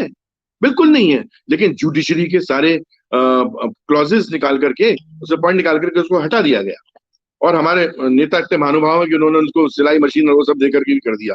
एनीवे, जो प्रेजेंट पुलिस एक्ट है उसको तो ठीक करना ही चाहिए। साथ में अब आप आते हैं उसमें हम लोग रिहैबिलिटेशन पे, तो सर ने बड़ी अच्छी बात कही थी, मोदी सर ने भी बात कही थी और त्रिपाठी सर ने भी एक बड़ी अच्छी बात कही थी। सर हमारे पास जो इतने सारे क्रिमिनल्स जो जेलों में हैं, सबसे पहली चीज तो ये छोटी छोटी बातों के लिए जो जेल भेजा जाता है, रोटी डबल रोटी चोरी करने के लिए, छोटी चोरी के लिए, वो जेल में जाकर के हार्डन क्रिमिनल बन जाता है। तो मैथिली शरण सर का ये बहुत बड़ी बात है, इन लोगों को इनसे अलग रख के इनका ऐसा रिहेबिलिटेशन करना चाहिए, और बाहर निकल करके इनको प्रोवाइड किया जाए जॉब, इनको कहीं लगाया जाए। देखिए ये बिल्ली के भाग से छीका टूटा, चाइना के यहाँ से जितनी भी अभी कंपनीज है सारी की सारी इंडिया में आ रही है, हमारे पास जॉब बहुत होंगे। तो एक ये जो हमारे पास मैन पावर है, यहाँ की मैन पावर को टिपिकली उसमें ट्रेन करके इनको वहां लगाया जा सकता है। जितने भी कंपनीज हैं वहां पर चाइना की इसमें। प्लस एक और बात मैथिली शरण गुप्ता सर ने कही थी कि यू कैन, जो जीन्स का जो है, मैं मेडिकली आता हूं अपने लाइन से, medically yes you can change your genes definitely. एक अगर डायबिटिक बच्चा है, एक डायबिटिक पेरेंट्स है, तो उसका बच्चा अगर बचपने से ये ध्यान रखे अपनी हेल्थ का, अपनी बॉडी का, अपने मसल्स का और अपने खान पान का, तो आगे जाकर के कोई जरूरी नहीं कि उसको भी डायबिटीज हो, जबकि ऐसा कहते हैं कि 20 to 40% चांसेस रहते हैं उसको डायबिटीज होने का। अफ्रीकन जितने भी हैं, आज आप जाएंगे मेडल टैली देखेंगे, तो अफ्रीकन ही सबसे ज्यादा मेडल क्यों जीत के लाते हैं? क्या आपने सोचा है इसमें गहराई से? इसलिए क्योंकि ये अफ्रीका को लोगों ने अपना गुलाम बना के रखा था, इनसे बहुत मेहनत के काम कराते थे, इनसे बड़ी बड़ी नावें चलवाते थे। क्या हुआ? उसके कारण इनकी मसल्स स्ट्रांग होती गई। आप देखिए अफ्रीकन का बच्चा भी रहेगा तो मस्कुलर रहेगा वो, बिकॉज उनके जीन्स ऐसे हो गए हैं। मच्छर जो रहता है, कई बार अपन ने देखा है कि मच्छर की दवाई काम नहीं करती, क्यों? क्योंकि मच्छर ने अपने आप को म्यूटेशन कर लिया है। This is known as mutation, gene से म्यूटेशन। और कोरोना ने हमको दो बहुत बड़ी बड़ी बातें सिखाई हैं। 100 साल पहले हुआ था, हमने सबक नहीं लिया। 100 साल पहले जब स्पेनिश फ्लू हुआ था, हमने उससे सबक नहीं लिया। लेकिन अब हम, भारत देश बहुत तेजी से प्रगति की और अग्रसर है, और ईश्वर करे गुप्ता सर की ये बात अगर ले ली जाए तो मैं कहता हूं कि हिंदुस्तान एक सुपर पावर बन जाएगा जहां पर क्राइम नहीं होगा। तो कोरोना से हमने, जो मैं बताया था, दो बातें सीखी हैं। एक है हमारी पुलिसिंग, क्योंकि ये सारी जो कोरोना में हम लोगों का जो इतना अच्छा डिसिप्लिन के साथ में जो बंद हुआ है, thanks to the police, I salute the police, कि पुलिस के कारण इतना अच्छा इंतजाम रहा है कि कितना अच्छे से कोई सोच सकता है 135 करोड़ लोगों को अपने घर में अंदर रखना, प्यार से, मोहब्बत से। ये पॉसिबल है? पॉसिबल ही नहीं है, लेकिन हम लोगों ने किया। हम लोग संस्कारी हैं, हम लोग एक महान देश के महान लोग हैं, और यहाँ पर वो भी पॉसिबल हुआ। लेकिन उसमें पुलिस का बहुत बड़ा हाथ था। मैं बार बार सैल्यूट करूंगा पुलिस को, इनकी वजह से हुआ। दूसरा जो हमारी कमी थी, हमारे देश की बहुत बड़ी कमी थी, क्योंकि पॉलिटिशियंस और देश के नेता सिर्फ ज्यादातर ध्यान किस पे देते थे? अपने खुद पे, संसाधनों पे, अपना देखना और सारी चीजों पे। लेकिन इस बार हमारी गलती महसूस हुई। हमको पता लगा कि अगर हम अपने हेल्थ सेक्टर पे ध्यान नहीं देंगे तो आगे जाकर के ये तो एक ही छोटी सी चीज है, मैं आपको एक बहुत बड़े खतरे की तरफ आगाह कर रहा हूं। ग्लेशियर्स पिघल रहे हैं, और जैसे जैसे ग्लेशियर्स पिघलेंगे उसमें से हमें पता नहीं कि कितने हजारों लाखों वायरसेस हैं, वो वायरसेस विल बी रिलीज्ड समुद्र में, वो viruses will be eaten up by the fishes. ये फिशेस हजारों किलोमीटर दूर जाएंगी, this will be eaten up by the human beings, और उसके बाद में ऐसे ऐसी बीमारियां होंगी जो आप सोच भी नहीं सकते। तो हम लोग क्या देके जा रहे हैं हमारे बच्चों को? हमारे बच्चों को हम क्या विरासत में देके जा रहे हैं? एक साफ की हुई धरती, जितने भी संसाधन है उसको हम लोग खोद खोद के इस धरा वसुंधरा को हमने बिल्कुल विहीन कर दिया है सब चीजों से।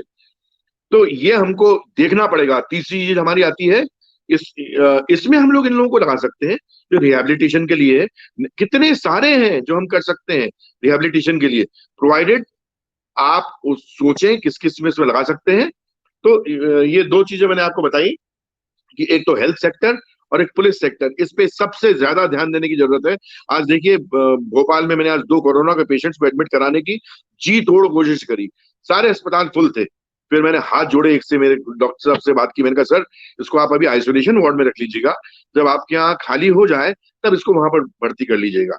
तो ये तो हाल है हमारे यहाँ पर के। तो इसलिए सर जेल रिफॉर्म्स ऐसा होना चाहिए, petty thief should not become a hardened criminal, aim should be at the skill development and post jail rehabilitation and employment. Don't just leave them. सजा खत्म हुई यार आपने उसको छोड़ दिया, नहीं, उसके पीछे पड़ के जो कम्युनिटी सर्विस, और धीरे धीरे करके उसको ऐसा काम दीजिएगा कि वो क्राइम करे ही नहीं जब वो कमाने लगेगा। क्योंकि मेन जो होती है, लोग क्यों कमाता है? पेट के, सब बोलते हैं पापी पेट के लिए, सही है। तो जब वो पेट के लिए उसको मिल जाएगा, वो अपने काम में बिजी हो जाएगा, तो क्राइम की तरफ उसका ध्यान ही नहीं जाएगा। तो ये एक मेरा बहुत बड़ा सोचना है। और पुलिस का बस मैं सिर्फ एक ही चीज कहूंगा कि ये पुलिस की लाइन वो है कि हमको सर सिखाया करते थे, काजर की कोठरी में कहतोहू सयान हो जाए, काजर की एक लीक लागी है पे लागी है। भगवान करे कि ये वाला जो मैं बचपने से सुन रहा हूँ टीचर से, ये गलत हो कि काजर की कोठरी में अच्छे अच्छे लोग भी आते हैं, बिना लीक के, काजर की लीक के ये लोग निकल जाते हैं। तो ईश्वर करे कि इस टाइप का हो। और बाकी मैं वंस अगेन आप लोगों का बहुत बहुत धन्यवाद देता हूं, आपने मुझे मौका दिया कि मैं यहाँ आकर के अपनी बातें कह सकूं एज अ कॉमन मैन। और वंस अगेन सर, हम आपके इस भगीरथी प्रयास में साथ हैं। आप जब हमें बुलाएंगे हम आपका साथ देंगे। ईश्वर करे, मैं भगवान से मनाऊंगा, मैं एक ब्राह्मण हूँ और मेरी पूजा व्यर्थ नहीं जाती।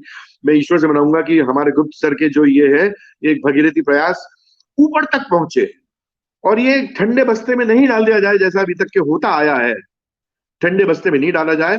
तो सर मैं कहता हूं कि आपका दिल बड़ा निर्मल है, आपका माइंड बड़ा क्लियर है, यू आर फुल ऑफ कितनी सारी आपके मन में चीजें हैं जो आप करना चाहते हैं, लेकिन ईश्वर आपको संसाधन दे, आपकी बात मानी जाए और ऊपर तक के मानी जाए। ये बात प्रधानमंत्री तक पहुंचना चाहिए कि ऐसा भी हो सकता है, और मुझे पूरा विश्वास है कि अगर ये वहां तक पहुंचेंगी तो हमारे प्रधानमंत्री जी इतने अच्छे हैं कि वो अच्छी बात के लिए और भारत देश के लिए उनकी जान हाजिर है, और मेरी भी जान हाजिर है।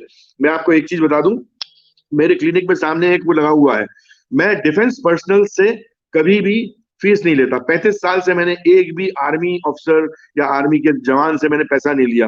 ऑपरेशन भी मैं उनका फ्री में करता हूं, और ये मैं हमेशा मेरे क्लिनिक में मेरे लेटर पैड पे लिखा हुआ है डिफेंस पर्सनल्स को, no fees from defence personnels, you have already paid on borders.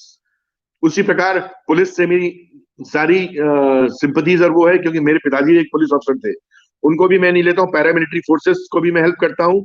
तो मेरा यही रहेगा सर, ये हमारी जो विंग है सबसे इंपॉर्टेंट विंग है, क्योंकि रामायण में कहा गया है, सुंदरकांड में, भय बिन होए ना प्रीत, जब तक भय नहीं रहेगा तब तक प्रीति नहीं होगी। ये तो पुरानी इससे कहावत है हमारे सुंदरकांड में।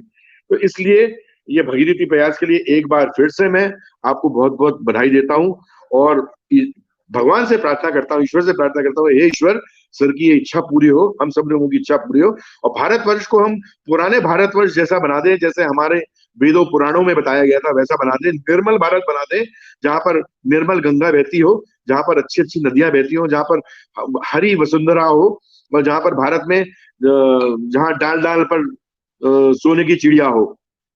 बस उसके साथ मैं अपने उद्बोधन बंद करता हूँ। जय हिंद, जय भारत।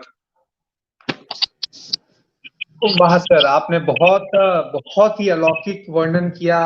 आपने इतना बेहद अपने अनुभवों को इतने संक्षिप्त भाव में आपने व्यक्त किया।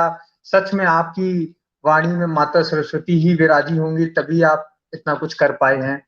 वाणी में सत्य का संचार होना चाहिए, दिल में बेशर्त प्यार होना चाहिए। बेकार है वो शब्द जिनमें भावों की प्रचंडता ना हो, शब्दों में अनुभूति का भार होना चाहिए। आपने जो अनुभूति हम लोगों को कराई है वो सच में अतुलनीय है।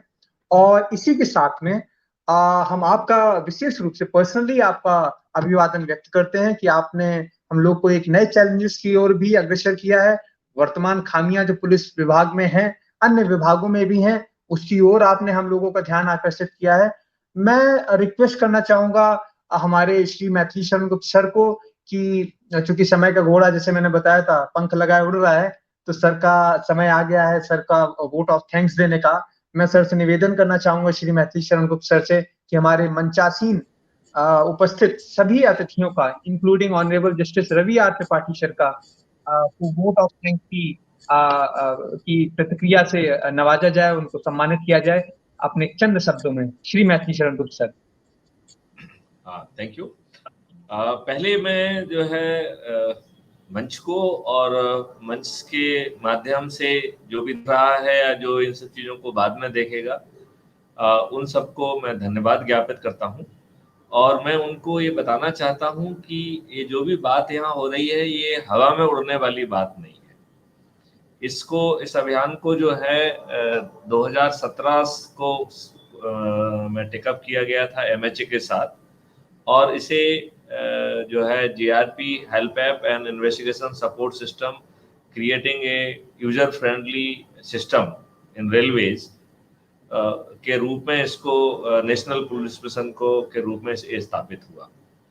और जब मैं दोबारा जो है डीजी पुलिस रिफॉर्म बना, तो फिर जो है ना ये विचार बना कि क्यों रेलवे अकेले की बात की जाए। इस समय आ गया है कि हम नॉर्मल पुलिसिंग की बात करें और क्राइम की इन जनरल बात करें। And it was again taken up with the MHA and BPRND, and now Crime Free Bharat through investigation support system, automated investigation support system, now it has been recognized as a national police mission. और जब national police mission का होता है तो इसकी एक बड़ी निर्धारित प्रक्रिया है कि सभी स्टेट्स में इसको सर्कुलेट करते हैं, फिर पीयर ग्रुप रिव्यू होता है। तो उसके अभी तक कई रिव्यू हो चुके हैं। लास्ट में अभी जो हुआ था उसमें ये कहा गया है कि आप ये बताइए कि इसको इम्प्लीमेंट कैसे किया जाए। तो मैं आपको एक खुशखबरी देना चाहता हूँ कि इस लहजे में अब बात हो रही है कि इसे इम्प्लीमेंट कैसे किया जाए। तो जब इम्प्लीमेंटेशन की बात आई तो हमने एक पत्र अभी DG BPRND को लिखा है, और जिसमें मैंने उसमें ये बात कहने की कोशिश की है कि ये इतना बड़ा कॉन्सेप्ट है, इसके लिए एक व्यक्ति जो है ना पूरी चीज निर्मित करे, ये ना तो स्वाभाविक है ना ही संभव है। तो नाउ ये समय आ गया है कि इसे ऑनरेबल प्राइम मिनिस्टर को पेश किया जाए, उसे ऑनरेबल जो है होम मिनिस्टर को जो है ना पेश किया जाए, और वो इसे सिद्धांतिक रूप से स्वीकार करें। हमें धन की आवश्यकता नहीं है, लेकिन उनकी ब्लेसिंग की आवश्यकता है, क्योंकि हमें इसके लिए एक कानूनी ढांचा बनाना पड़ेगा। अभी जैसे मैंने आपके रेलवे के बारे में बताया कि मध्य प्रदेश का इनिशिएटिव है, पूरी इंडिया में उसे रिकॉग्नाइज किया गया, लेकिन हमारे स्टेट में उसको हमने नुकसान पहुंचाने की कोशिश की, और उससे जो है रेल यात्रियों को नुकसान हुआ, GRP को नुकसान हुआ, GRP की छवि को नुकसान हुआ, जबकि हम इस एक साल में बहुत आगे बढ़ सकते थे। ये रेट्रोग्रेड स्टेप हुई।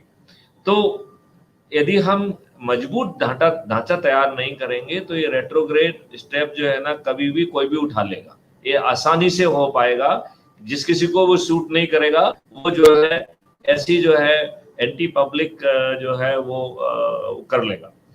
तो एक अब ये समय आ गया है कि हम इसके लिए एक मजबूत ढांचा बनाएं। तो एक टीम है जिसमें कि हिमांशु जी को हमने ये दायित्व सौंपा था, और इस टीम ने जो है एक कानूनी जामा बनाया है, जिसको हमने फॉर्मली जो है अभी BPRND को भेज दिया है। हालांकि हम उसके रिफाइनिंग की प्रोसेस में हैं। अभी जो है एक इंटरस्टेट कमीशन होता है, उसमें भी हमने उसको भेजा है। इंटरस्टेट कमीशन पुलिस रिफॉर्म पे कुछ हमारी राय मांग रहा था, तो हमने कहा वो राय फालतू की चीजों पे देने के बजाय एक बड़ा कॉन्सेप्ट है, इस कॉन्सेप्ट पे कमीशन को विचार करना चाहिए। ये कॉन्सेप्ट तभी काम कर पाएगा जब हम इसे एक मजबूती संविधान का ढांचा देंगे।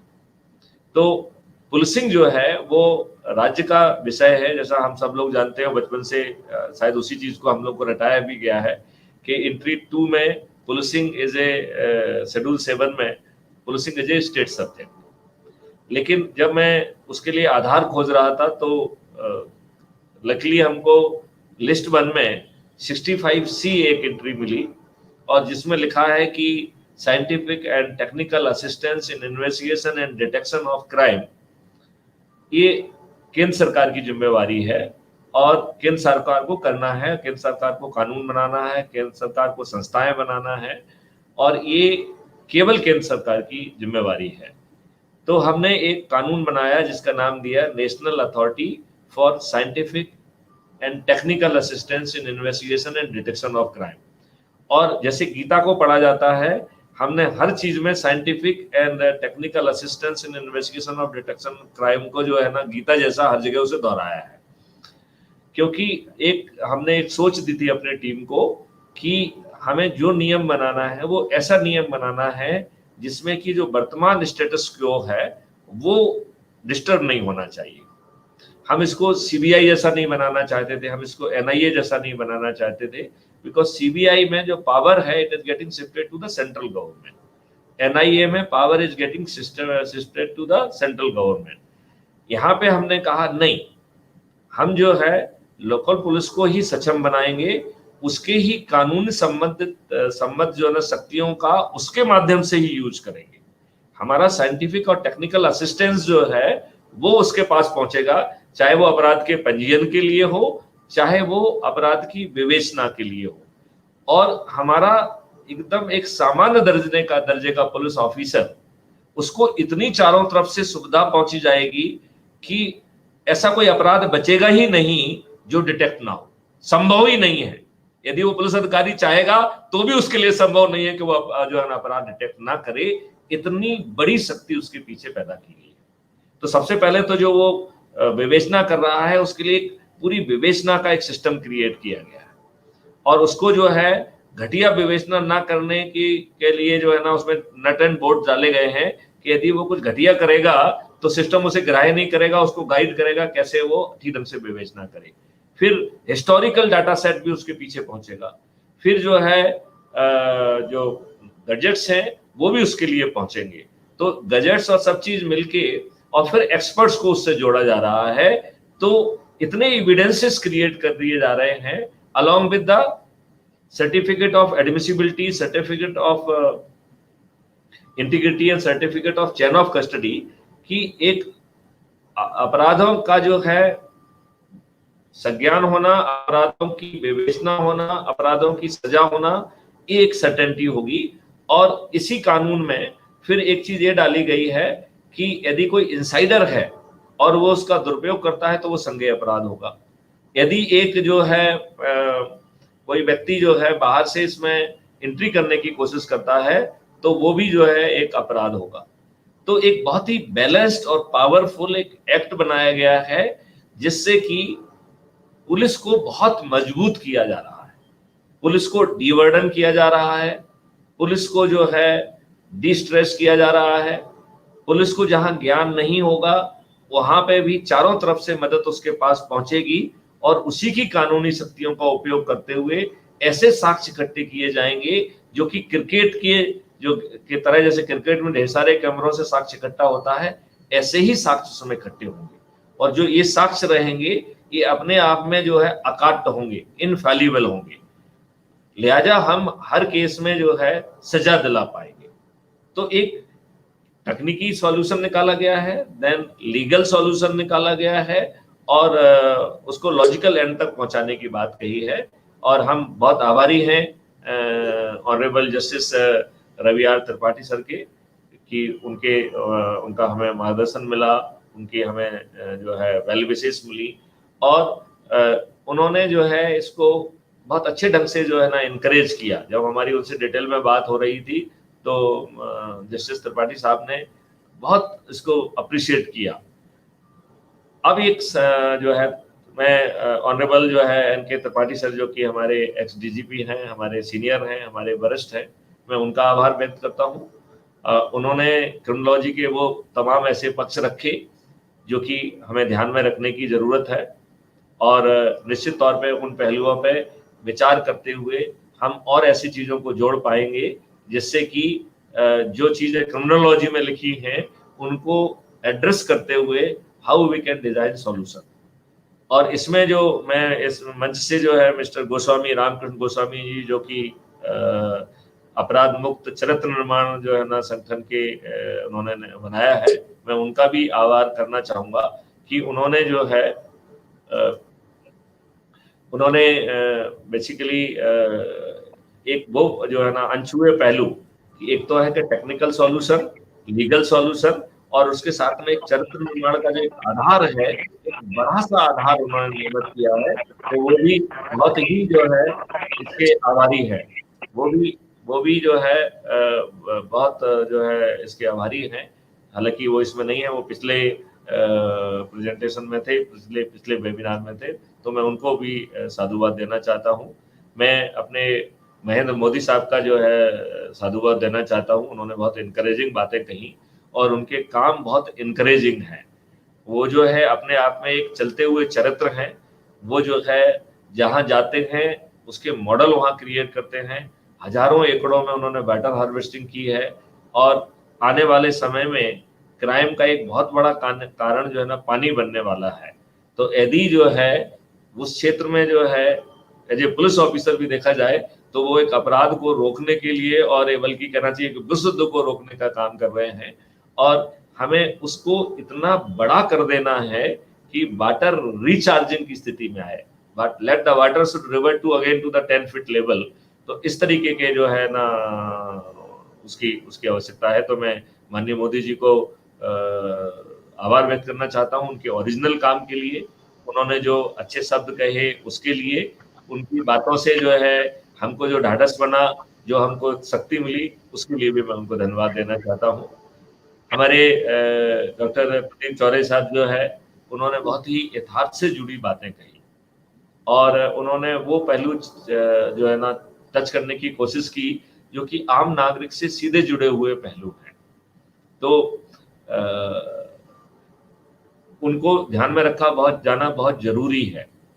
लेकिन मैं चौरे साहब को ये विश्वास दिलाना चाहता हूं कि पुलिस को हमने जानबूझ के छोटा बना दिया है। यदि मुझसे कोई कहे कि भारत में कितने पुलिस वाले हैं, तो मैं कहूंगा कि 137 करोड़ पुलिस वाले हैं, क्योंकि सभी लोग जो है पुलिस वाले हैं। हमने ये मतभेद पैदा कर दिया है,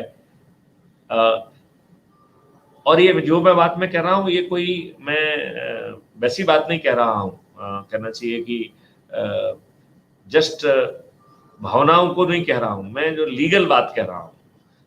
कानूनी तौर पे जितने पुलिस के दायित्व हैं उससे ज्यादा दायित्व जो है आम आदमी को दिए गए हैं, और बाकी लोगों के केस में तो कहा गया है कि burden of proving is lies on the prosecution. आम आदमी के बारे में कहा है कि burden of proving innocence lies on the citizen. कानून ऐसा है। तो जिस जिम्मेवारी को हमने आम आदमी पे डाला है, क्या आम आदमी को उसके लिए हमने सक्षम बनाया है? हम ये कह रहे हैं कि आपको संज्ञेय अपराध की रिपोर्ट करना आपका कर्तव्य है, लीगल ड्यूटी है। यदि आप इसे पूरी नहीं करेंगे तो आपको प्रोसिक्यूट किया जा सकता है, कानून ये कहता है। क्या वो अपनी लीगल ड्यूटी निभाने जाता है तो कोई उसकी लीगल ड्यूटी सुन रहा है क्या? क्या उसकी लीगल ड्यूटी पे अपराध पंजीयन हो रहा है क्या? क्या विवेचना हो रही है? तो एक समय आ गया है कि हम उस आम आदमी को जो सेक्शन 39 है, सेक्शन 40 है, सेक्शन 43 है, उनके तहत जो कानूनी जिम्मेवारियां डाली गई हैं, उन कानूनी जिम्मेवारियों को जो है निभाने के लिए उसको हम तैयार करें। ये एक समय आ गया है। तो इसमें जो ये पूरा अभियान है, इसमें इस बात पे बहुत ध्यान दिया गया है, distressing and deburdening of police and empowering of citizen, and empowering of the citizen legally, technically and through resources. मतलब देखा जाए तो जो है केवल क्रिमिनल्स की सर्टेनिटी नहीं है रिहेबिलिटेशन की, it will be a certainty of a heavy revenue stream to the each citizen of the country. जो माननीय जो है ना प्रधानमंत्री जी ने कभी कहा था कि साहब इतने लाख रुपए हर किसी को मिलेंगे, मेरे ख्याल से उससे ज्यादा जो है ना धन जो है इससे जो है ना प्रत्येक व्यक्ति के पास पहुंचेगा, क्योंकि हर व्यक्ति को जो है 5 रेवेन्यू स्ट्रीम मिलेंगी, जैसा कि मैंने बताया था। तो हर व्यक्ति केवल अपने कानूनी कार्य को ही निर्वहन नहीं दे पाएगा, बल्कि उसे जिम्मेवारी से कर पाएगा, और उसको ये ताकत मिलने से उसको रेवेन्यू मिलेगी, और रेवेन्यू के साथ साथ जो है किसी की जो है चौधराहट नहीं रहेगी। आज क्या है कि किसी भी जो भी विभाग की दायित्व है उस विभाग को चौधरी बन गया है, और वो जो है ना कई बार जो है उसको अपने हितों के लिए यूज करता है। तो इस सिस्टम में कोई भी व्यक्ति, चूंकि सभी लोगों को, बहुत सारे लोगों का अधिकार होगा, तो कोई चौधरी नहीं बन पाएगा, और जब कोई चौधरी नहीं बन पाएगा तो कोई ना कोई उसको पकड़ लेगा, कोई ना कोई पकड़ लेगा। फिर सर्टेनिटी ऑफ डिटेक्शन है, सर्टेनिटी ऑफ कन्विक्शन है। तो जहां एक और उसके ऊपर जो है ना भार कम होगा, वहीं पे इतने सारे लाभ जो है सिटीजन्स को मिलेंगे। तो मेरी जो है ना आम जनता को जो है ना आश्वासन है कि शायद जो है हम सब इस बातें इसलिए कर रहे हैं क्योंकि एक बड़ी चीज जो है ना होने वाली है। हमारे माननीय प्राइम मिनिस्टर, माननीय होम मिनिस्टर, हमारे चीफ मिनिस्टर, हमारे जो है ना स्टेट के भी जो होम मिनिस्टर है माननीय नरोत्तम मिश्रा जी, सभी लोग बहुत संवेदनशील हैं, और वो जो है उन तक ये बात पहुंचाने की कोशिश की जा रही है, और ये कोशिश किया जा रहा है कि जो राष्ट्रीय स्तर पर हो रहा है वो प्रदेश स्तर पर भी हो, और प्रदेश जो है ना उसका एक नमूना बने। तो जैसे माननीय मोदी जी ने कहा था कि साहब और कहीं हुआ क्या, तो हम ये कहने की स्थिति में आए कि हाँ, मध्य प्रदेश स्टेट ने इसको इस ढंग से लागू किया है और उसका लाभ ये मिला है। मीनवाइल जो है इसकी बहुत सारी चीजें जैसे मान लो बन चुकी हैं, लेकिन बहुत सारी चीजें अभी बनना बाकी है। कानून बनना बाकी है, रेवेन्यू शेयरिंग पे जो ना गवर्नमेंट के नोटिफिकेशन जारी करना होंगे। तो ये कार्य तब तक नहीं हो पाएगा जब तक राज्य शासन और भारत का जो ना शासन, माननीय प्रधानमंत्री और होम मिनिस्टर जब तक इसमें आगे नहीं आएंगे, तब तक यह केवल एक दिव्य स्वप्न रहेगा। लेकिन एक ऐसा दिव्य स्वप्न है जिसे 3 महीने और 6 महीने में ही जो है एक कहना चाहिए कि कार्य रूपी जामा पहनाया जा सकता है, उसे जमीन पे उतारा जा सकता है। इतने कम समय में जमीन पे इसका लाभ मिलने लगे रहेगा, क्योंकि इसके ढेर सारे नटवोल्ट तैयार हो चुके हैं। मैं इस आश्वासन, इस भावना के साथ अपने सभी जो है गेस्ट ऑफ ऑनर का जो है धन्यवाद देना चाहता हूं, और सबसे ज्यादा मैं अपने हिमांशु जी का धन्यवाद देना चाहता हूं। ये इनको जो भी जिम्मेवारी देते हैं ये बहुत अच्छे ढंग से करते हैं, और अभी इनका एग्जामिनेशन पास में है, लेकिन इसके बावजूद भी इन्होंने समय निकाला और इसको बहुत अच्छे ढंग से संपादित किया। उसके लिए हम इनका भी धन्यवाद देना चाहते हैं। और समापन का जो है हक जो है वो हमेशा चीफ जो है मॉडरेटर को, चीफ मॉडल को होता है। तो मैं माइक जो है वो हिमांशु जी को समापन के लिए और सेशन को समाप्त करने के लिए देता हूँ। थैंक यू सर, बहुत बहुत धन्यवाद आपके इन शब्दों के लिए, विशेषकर जो आपने हमारे प्रति कहे हैं। और आप सभी लोगों का एक बार फिर से मैं हार्दिक अभिनंदन करता हूं कि आप लोगों ने अपना असीम अमूल्य समय निकाला और हम लोगों के साथ जुड़ने का एक छोटा सा प्रयास किया। उम्मीद है कल के भारत को हम लोग देखते देखते हम लोग कुछ नए परिवर्तन को इम्प्लीमेंट कर बैठेंगे। और इसी उम्मीद की किरण के साथ में मैं एक लाइन बोलना चाहता हूँ जो मैंने आज सुबह ही पढ़ी थी। अब के बिछड़े तो शायद हम ख्वाबों में मिले, विशेषकर श्री प्रदीप सर। अब के बिछड़े तो शायद हम ख्वाबों में मिले, सूखे हुए फूल जैसे किताबों में मिले। तो उम्मीद है हम लोग जुड़े रहेंगे, किसी फूल की तरीके हम लोग पृथक नहीं होंगे। और इन्हीं शब्दों के साथ मैं अपनी वाणी को विराम देता हूं। आप सबका बहुत बहुत धन्यवाद। Thank you sir, thank you so much sir.